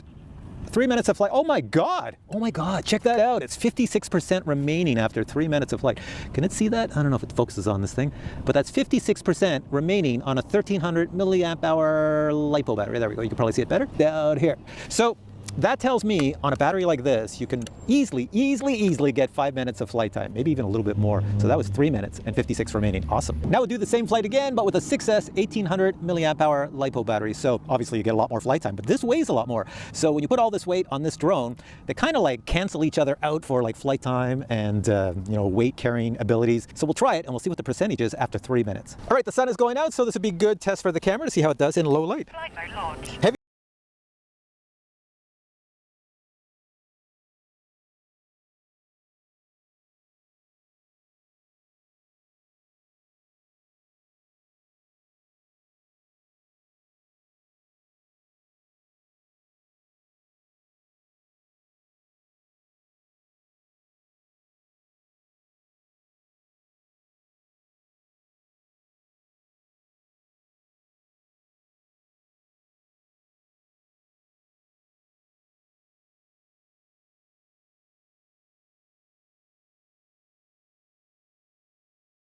What's the percentage after that?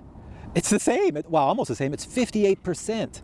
So that's Oh, it just tells you that, the weight of the battery really affects your flight time. So now I'll try the 2200 milliamp hour LiPo battery. It's massive. You go from 1300 to 22. It's huge, it's big. It's got to fit on this quad. Look at the size of the battery of the quad. They're almost identical in size, but I'll try it. So you see, the problem with putting a big battery like that on is that they have the XT60 built into the frame, so I have to leave room to get this into the frame and get the balance cable out of the way and make sure nothing hits the props.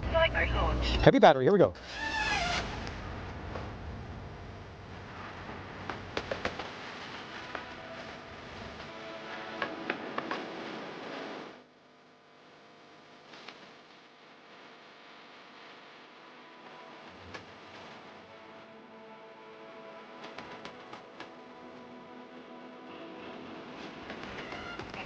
Boink, there we are. So I'm pretty curious. Let's try this. I'll plug this in. And oh my God, okay, this one makes no sense. So now I'm totally confused. Look at this. I flew for 3 minutes and I have 82% battery power remaining using a 2200 milliamp hour 6S LiPo battery. That is insane to have that much flight time remaining. Why didn't I get that with the 1800? Maybe that 1800 battery was useless. I don't know, but that's pretty good. That means you can get a super long flight time. So for this last flight, I have a GoPro Hero 13 up top and I have a 1300 milliamp hour 6S LiPo battery at the bottom. I'm going to fly this for 3 minutes and I'll check how much power is remaining in the battery below when we land.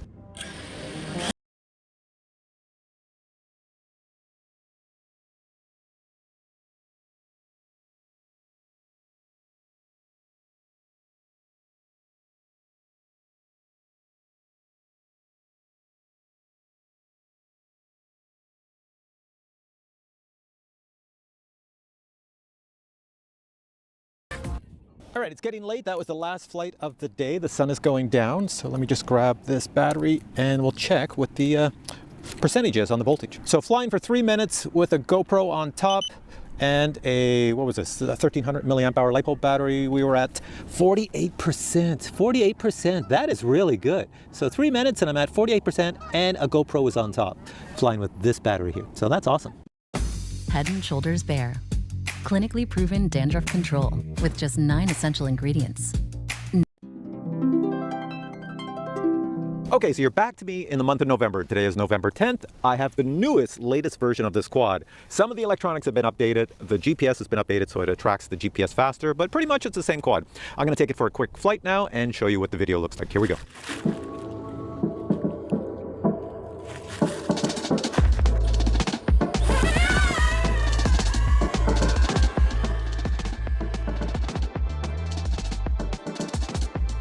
So the Recon Y6 I'm flying here is different than the Recon Y6 I flew earlier in the video. This is the latest version, the one that you would get if you buy this now. The good news is there's absolutely no difference in performance or flight from the previous model to this version. So if you did buy the earlier version back in May and you're wondering if there's a big difference, there's no difference. It's exactly the same.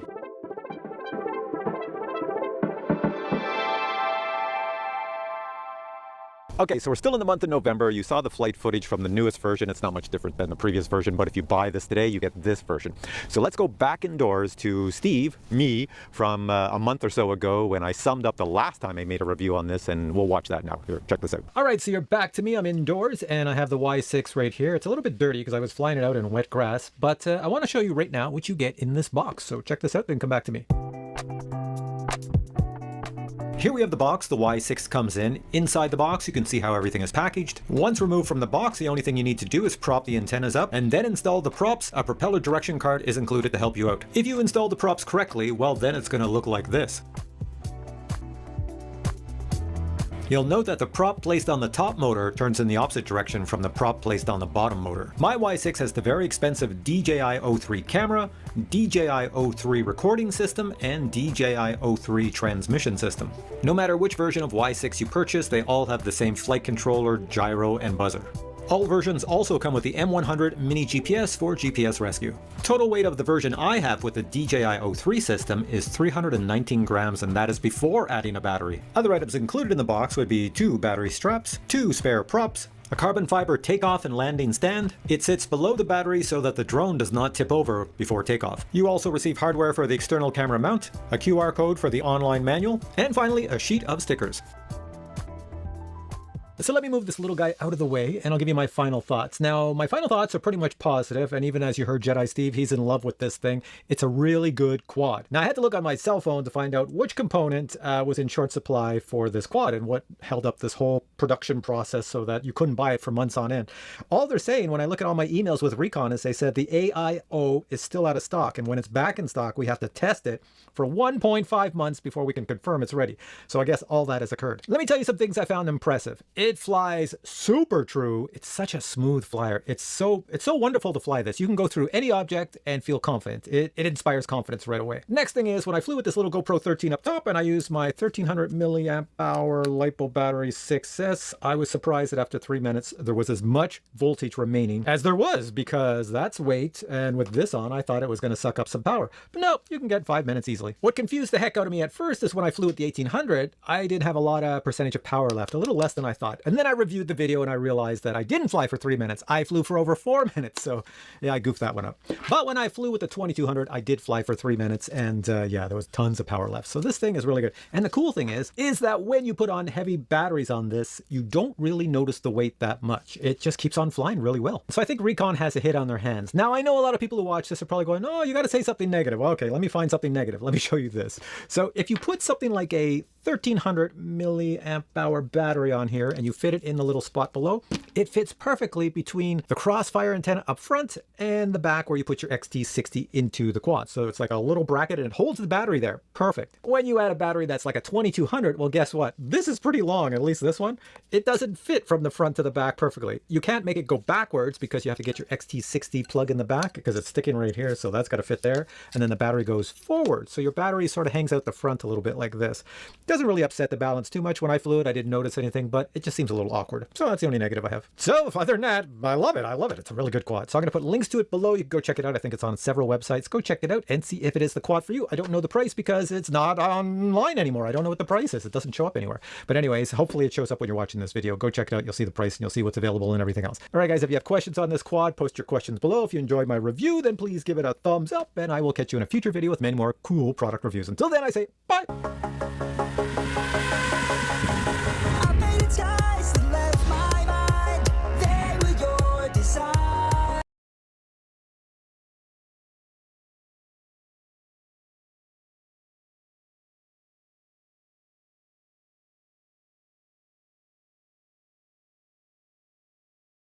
Shall we dance? We're speaking to the lucky Army sergeant who danced with Melania Trump at the Commander-in-Chief Ball on inaugural night. All eyes were on the strapping soldier who cut in on the president and gave the First Lady a twirl. He's Sergeant Henry Waller. When I walked out on stage, I was trying to contain my composure, but we were told that it's not like ceremonial composure. We can smile if you want to, and I was just overwhelmed with joy being out on stage where all these people were cheering for me. The First Lady smiled broadly as they danced. Did the First Lady say anything to you? I asked her how her night was going. She said it was going good. She asked me how mine was. I said it was fantastic. Is the First Lady a good dancer?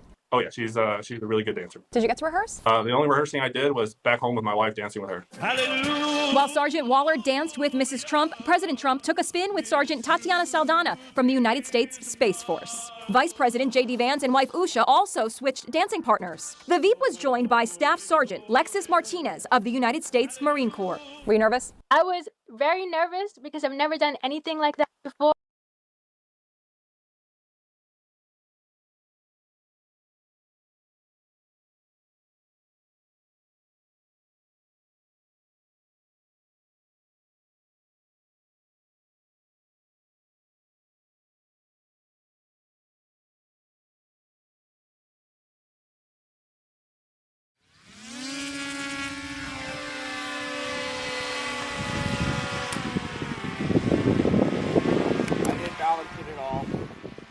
Hello, welcome to the channel. In this video I'm going to be making a 6-meter RC plane from 1-inch XPS foam board. I started out with the CAD design.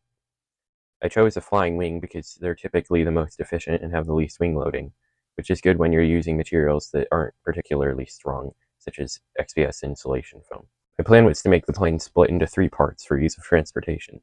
I managed to fit all the parts of the wing onto one sheet of 4x8 1-inch XPS insulation foam board. I then proceeded to draw out each section of the wing on the foam board, and then cut it out with a sharp razor blade.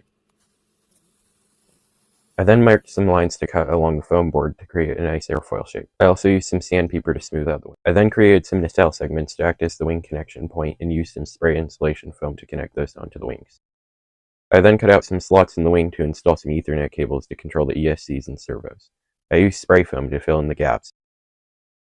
After the main construction of the wing was done, I moved on to printing some servo mounts, motor mounts, and an electronics bay to hold all the electronics. I carved out areas in the wing to hold the servo mounts in the electronics bay. I then cut off the end of each of the nacelles to install the motor mounts. These motor mounts would have some slots in them to allow air to flow through and cool the motor, hopefully. I glued those on with Gorilla Glue. I then cut out the flaps on each of the wings. I installed the servos with some 3D printed control horns and used an old wire coat hanger as control arms. I used a thin silver covering film to protect the foam and add some strength. I used some small 6x3mm neodymium magnets to hold on the lid of the electronics bay. For the power pack, I used two 4215 650 kV brushless motors along with some 40 amp 6S ESCs. Together, these two motors would provide around 5 kilograms of thrust with a 13-inch prop. I soldered the ESCs to the motors and soldered some XT60 leads to the ESCs. This was quite tedious as the pads were quite small and close together, but I managed to get it done. After putting the plane together, I realized there was a problem with the design. The wing did not have enough sweep to be stable as a flying wing. Also, the front flaps were basically at the center of gravity, so they would be ineffective. So I decided to change the design of the plane to move the back wings back so that the front of the back wings would be at the back of the front wing, if that makes sense. I extended the nacelles with some extra foam that I had from another project. But this change in the design would cause a weak point at the connection between the two wings. So in order to fix that, I decided to make a biplane segment out of two long, thin wings that would go between the two outer wings to reinforce the whole structure. After extending the nacelles, I had to use a 50 centimeter XT60 extender cable to move the batteries as far forward as possible. To connect the wings together, I used some small 3D printed clips that worked quite well. After putting the wing together, I noticed that the XPS foam wings were quite floppy. To fix this, I used some fishing line, which was not quite strong enough, intended to break. So instead, I used some aluminum craft wire, which was not the best idea as it tended to stretch and did not hold tension for very long. For landing gear, I printed some parts which would hold some skis that I made out of fiber reinforced plastic. After all this, it was finally time to test the plane, so I brought it to a frozen pond, as that was basically the only place big enough. After making sure all the flaps were working, I took off. Unfortunately, I do not have any video of that flight, as the phone that was supposed to be recording shut down due to the cold weather. But I flew about 50 meters, and when I landed, the landing gear broke because it was quite brittle. But I wasn't happy with just a 50-meter flight, as it only got 10 meters off the ground at most. So I brought the plane back and bought some thin wood at the local home improvement store. I used this to make some stronger landing gear.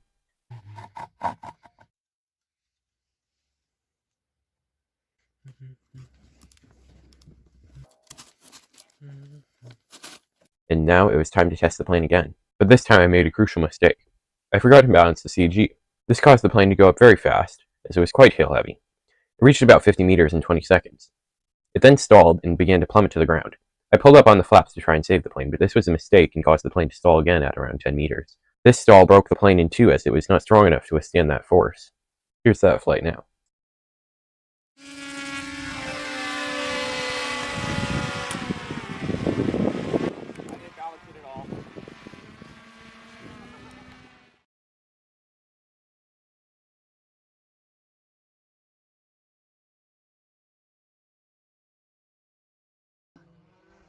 Uh-oh. Oh no. Oh no. Oh. This crash broke the plane quite a bit, but I decided to repair it. I bought some more 1-inch XPS foam board and rebuilt the biplane segment. I also doubled up the front segment to hopefully create a better airfoil and create more strength. Time to fly it again. This time I thought I got the CG right, but apparently adding the extra thickness to the front wing caused it to create a lot more lift. So when taking off, the plane was still very tail heavy. The whole plane took off and flipped over and flew upside down right above my head for a couple seconds. It almost crashed into me, but flipped over again and crashed into the runway. Here's that crash now.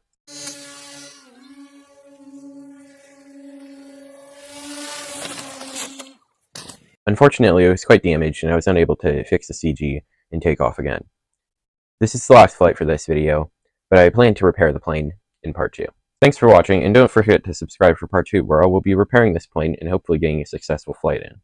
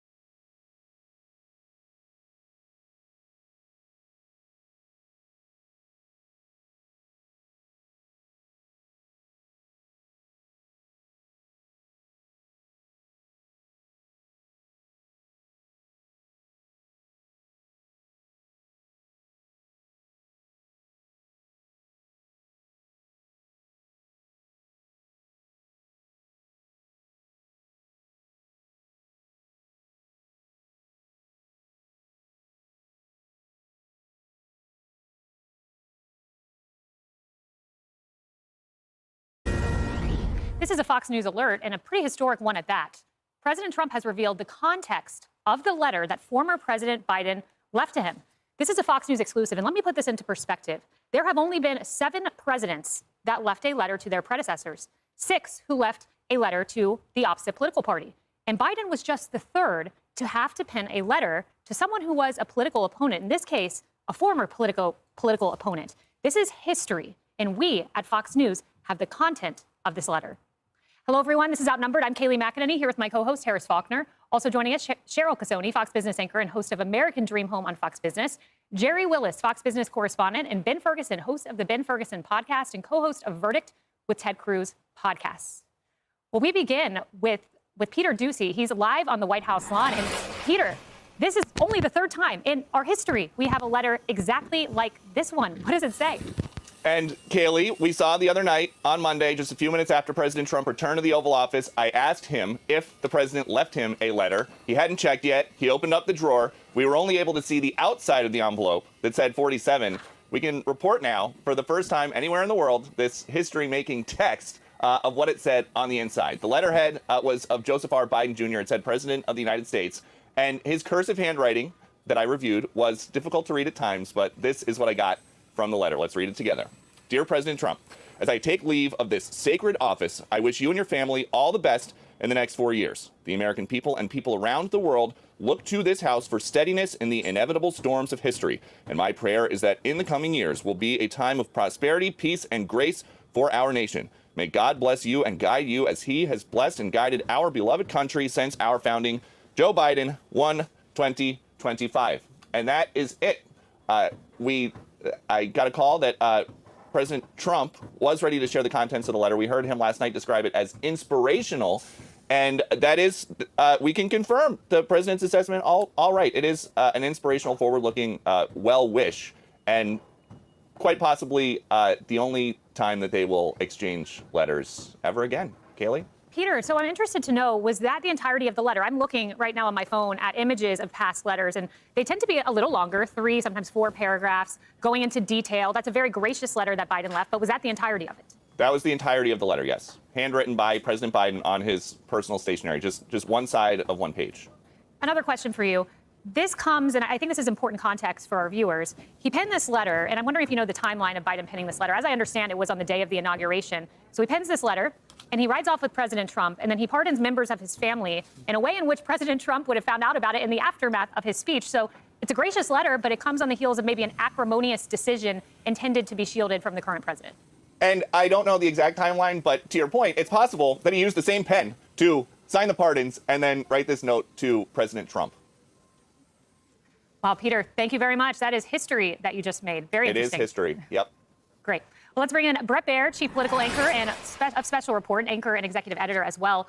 Brett, it's history in the making, and there will be inevitable critics who say, this was a private letter. Biden said that he would not share the contents of Trump's letter because it was privacy issues he had on his mind. But I'm looking at 5 letters right here on my phone from past presidents that did get out into the public because it's history. People are interested, and these tend to be gracious letters.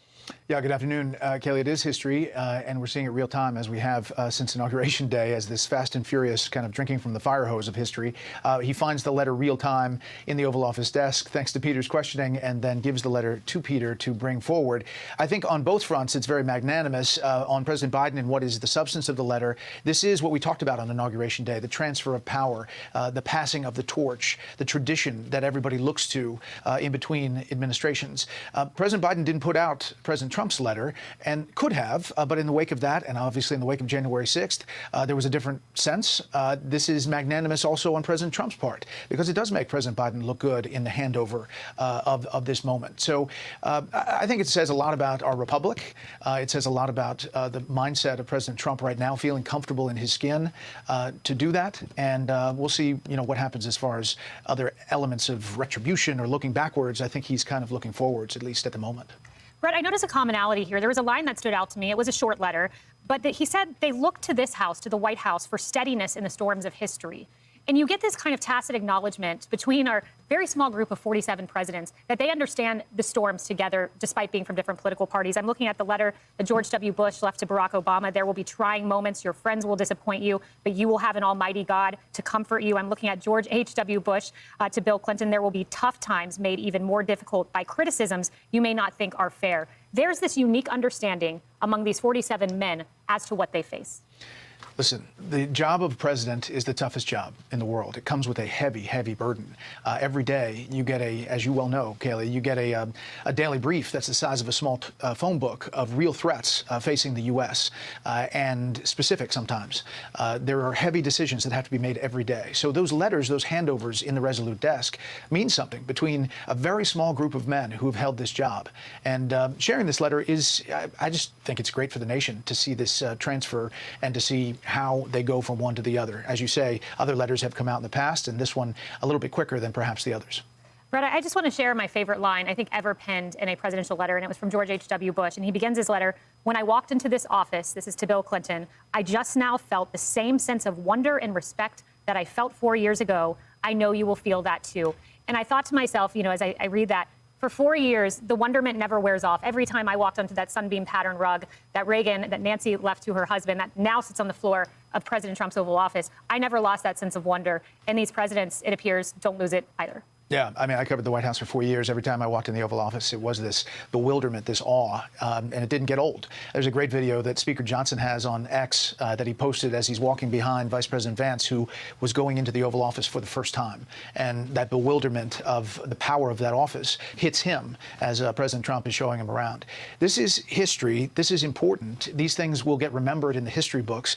And I think that we have to absorb things day to day because this is coming at us fast, and there's a lot to absorb. So hopefully we'll be able to bring that to you real time. Congratulations to Peter for getting that letter and bringing it forward. No doubt. And I saw that video, Brett, J.D. Vance, from poverty and the lowliest of circumstances to the Oval Office as vice president. It was quite something to watch. Thank you so much, Brett. You bet. See you at 1. You know, Harris, it's really quite something. I penned a letter to my successors. I didn't just leave one to Jen Psaki. I also left one to Karine Jean-Pierre, left it in the little drawer. I not only signed the White House press secretary desk, but I had baby Blake do it too. So Blake Bill Martin is penned in the White House press secretary desk. What a special moment now that we know the contents of that letter. Yeah, you know, I was just looking at it as well. It's only 2 paragraphs. And the second paragraph is really short. Well, it's 1 sentence. So may God bless you and guide you as he has blessed and guided our beloved country since our founding. Look, not a lot of words. The president was on camera when he was trying to find the letter that Biden had left behind. Just the way that things laid out with Biden in his last 30 days, we'll probably forget the acrimony that he must have been feeling. But there's some things that are going to be lasting. You know, you said that there have only been 7 presidents. You and Peter said this because this was in his report, who've ever gotten a letter like this that was left by a predecessor. And only 6 of them were left for the opposite party. That's 45 presidents because a couple did not serve double terms. Grover Cleveland and Donald Trump on the first time around. They were not consecutive. But 45 men, as you pointed out, who have something in common, and even so far fewer than that who have this in common, getting that letter. So it is monumental. I would think you'd want to say as much as you could. But again, we get that sort of clue that things were not all right with Joe Biden when he left. They were chippy politically, even within his own party. And he did what was necessary, but nothing more. And what was necessary, he did, to your point, and nothing more. That's well said. Cheryl, you know, CNN reported that Biden was in a dark place when he left. And I understand that from a human perspective. It was a dark place when we left the Trump administration. It is not easy to transition power, but we do it for the love of our country. And, you know, as I think about that in the short letter, it's a gracious thing to do. It's a hallmark of our democracy. It's a hallmark of what makes this country great, transitioning power, leaving beautiful letters like this. I felt my emotion when listening to Peter reading the letter was sadness, actually, for Joe Biden, because you can hear in the words and the length of the letter that this was a very difficult goodbye for him. Not just from the letter that Peter just wrote, but also that read to us, but also from, look at the exit interviews from Joe Biden. Look at the exit interview of Kamala Harris. They knew that they'd made a lot of mistakes, that the country was in a worse place, and I think that there's some guilt. I'm going to be frank. I feel that they've got guilt because of what has happened, whether it was Afghanistan, or was it the economy. I did like the words peace and prosperity, because the incoming administration, now the administration, has got a lot on their plate. And I think it was very gracious of Joe Biden to wish him well, knowing what Donald Trump is in for. And there's a lot of things happening right now globally that are very disconcerting. And Jerry, you think about the timing of this. I would love to know, did he go from penning this letter at the Oval Office, writing it down, to his next signature being the pardons for his family members? It's almost impossible to imagine, right? And I'm going to ask a question maybe I shouldn't be asking. Did he write this? Not did he pen it? No, it's fair. Were these his words? I mean, I don't know. I assume they were. Many presidents do this, but just to your point about being in the Oval Office and how that feels, I've only done it once with George W. Bush. And let me tell you, they took a picture. My eyes are as big as saucers. This is where history is made. This is where excitement happens. So It's a big moment. Yeah, you know, it's been when I walked in, I couldn't believe it. I'm like, this is my first time in the Oval Office. I'm briefing the president. You walk past this grandfather mahogany clock. You sit across from the Resolute desk, a gift from Queen Victoria in 1800s, and you sit on this gold couch and you look at where the decisions, to your point, Jerry, history is made at that desk we're looking at. It's an incredible experience when you walk in there. I walked in there first with Bush 43, and he smiled and grinned. He looked at me. He was like, it's pretty cool, isn't it? Yes, Mr. President's pretty cool. He's like, not bad for a boy from Mississippi. He knew I was from Memphis, Tennessee, and that was his knock because I went to Ole Miss, and he called me Mississippi the entire time I got to work with him. And he never called me, Christmas parties. Hey, Mississippi, come on over. I'm like, really? But I go back to the other part about this. I think this was a legacy letter for Joe Biden. It was a check-the-box moment. Yeah, he had to do it. But it's not reality. The reality is he had to save the criminal actions of his family right before or right after he wrote this letter. That's the reality of his administration. When Joe Biden was walking out to go transfer power and puts a very nice exclamation point with a letter to Donald Trump, he really had to do something that is unconscionable.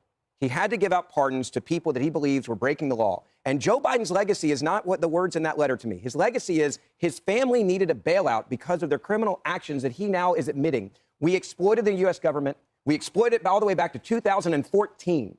And we made as much money as we could selling access to the U.S. government through all of my family members that I'm going to pardon right now. So I look at this as, hey, you may have tried to make this your legacy with a really kind, well-worded letter that maybe you didn't even write, but you copied it down like you're in second grade. But the final moments of his presidency were covering for his family's actions. That is his legacy, and that's why I think he was probably so sad when he's leaving the Oval Office. Well, it's typewritten. All he had to do was sign his name. So he didn't even have to copy it. So Yeah. there's that. And the only person who's not on that list of family, really, and I don't know that she was ever part of the investigations, is Jill Biden. So that I thought that was interesting. We haven't even talked about his wife and what she may have seen throughout the year. She certainly had a front row seat to whatever history was going on. Hey everyone, I'm Emily Campagno. Catch me and my co-hosts Harris Faulkner and Kaylee McEnany on Outnumbered every weekday at 12 p.m. Eastern, or set your DVR. Also, don't forget to subscribe to the Fox News YouTube page for daily highlights.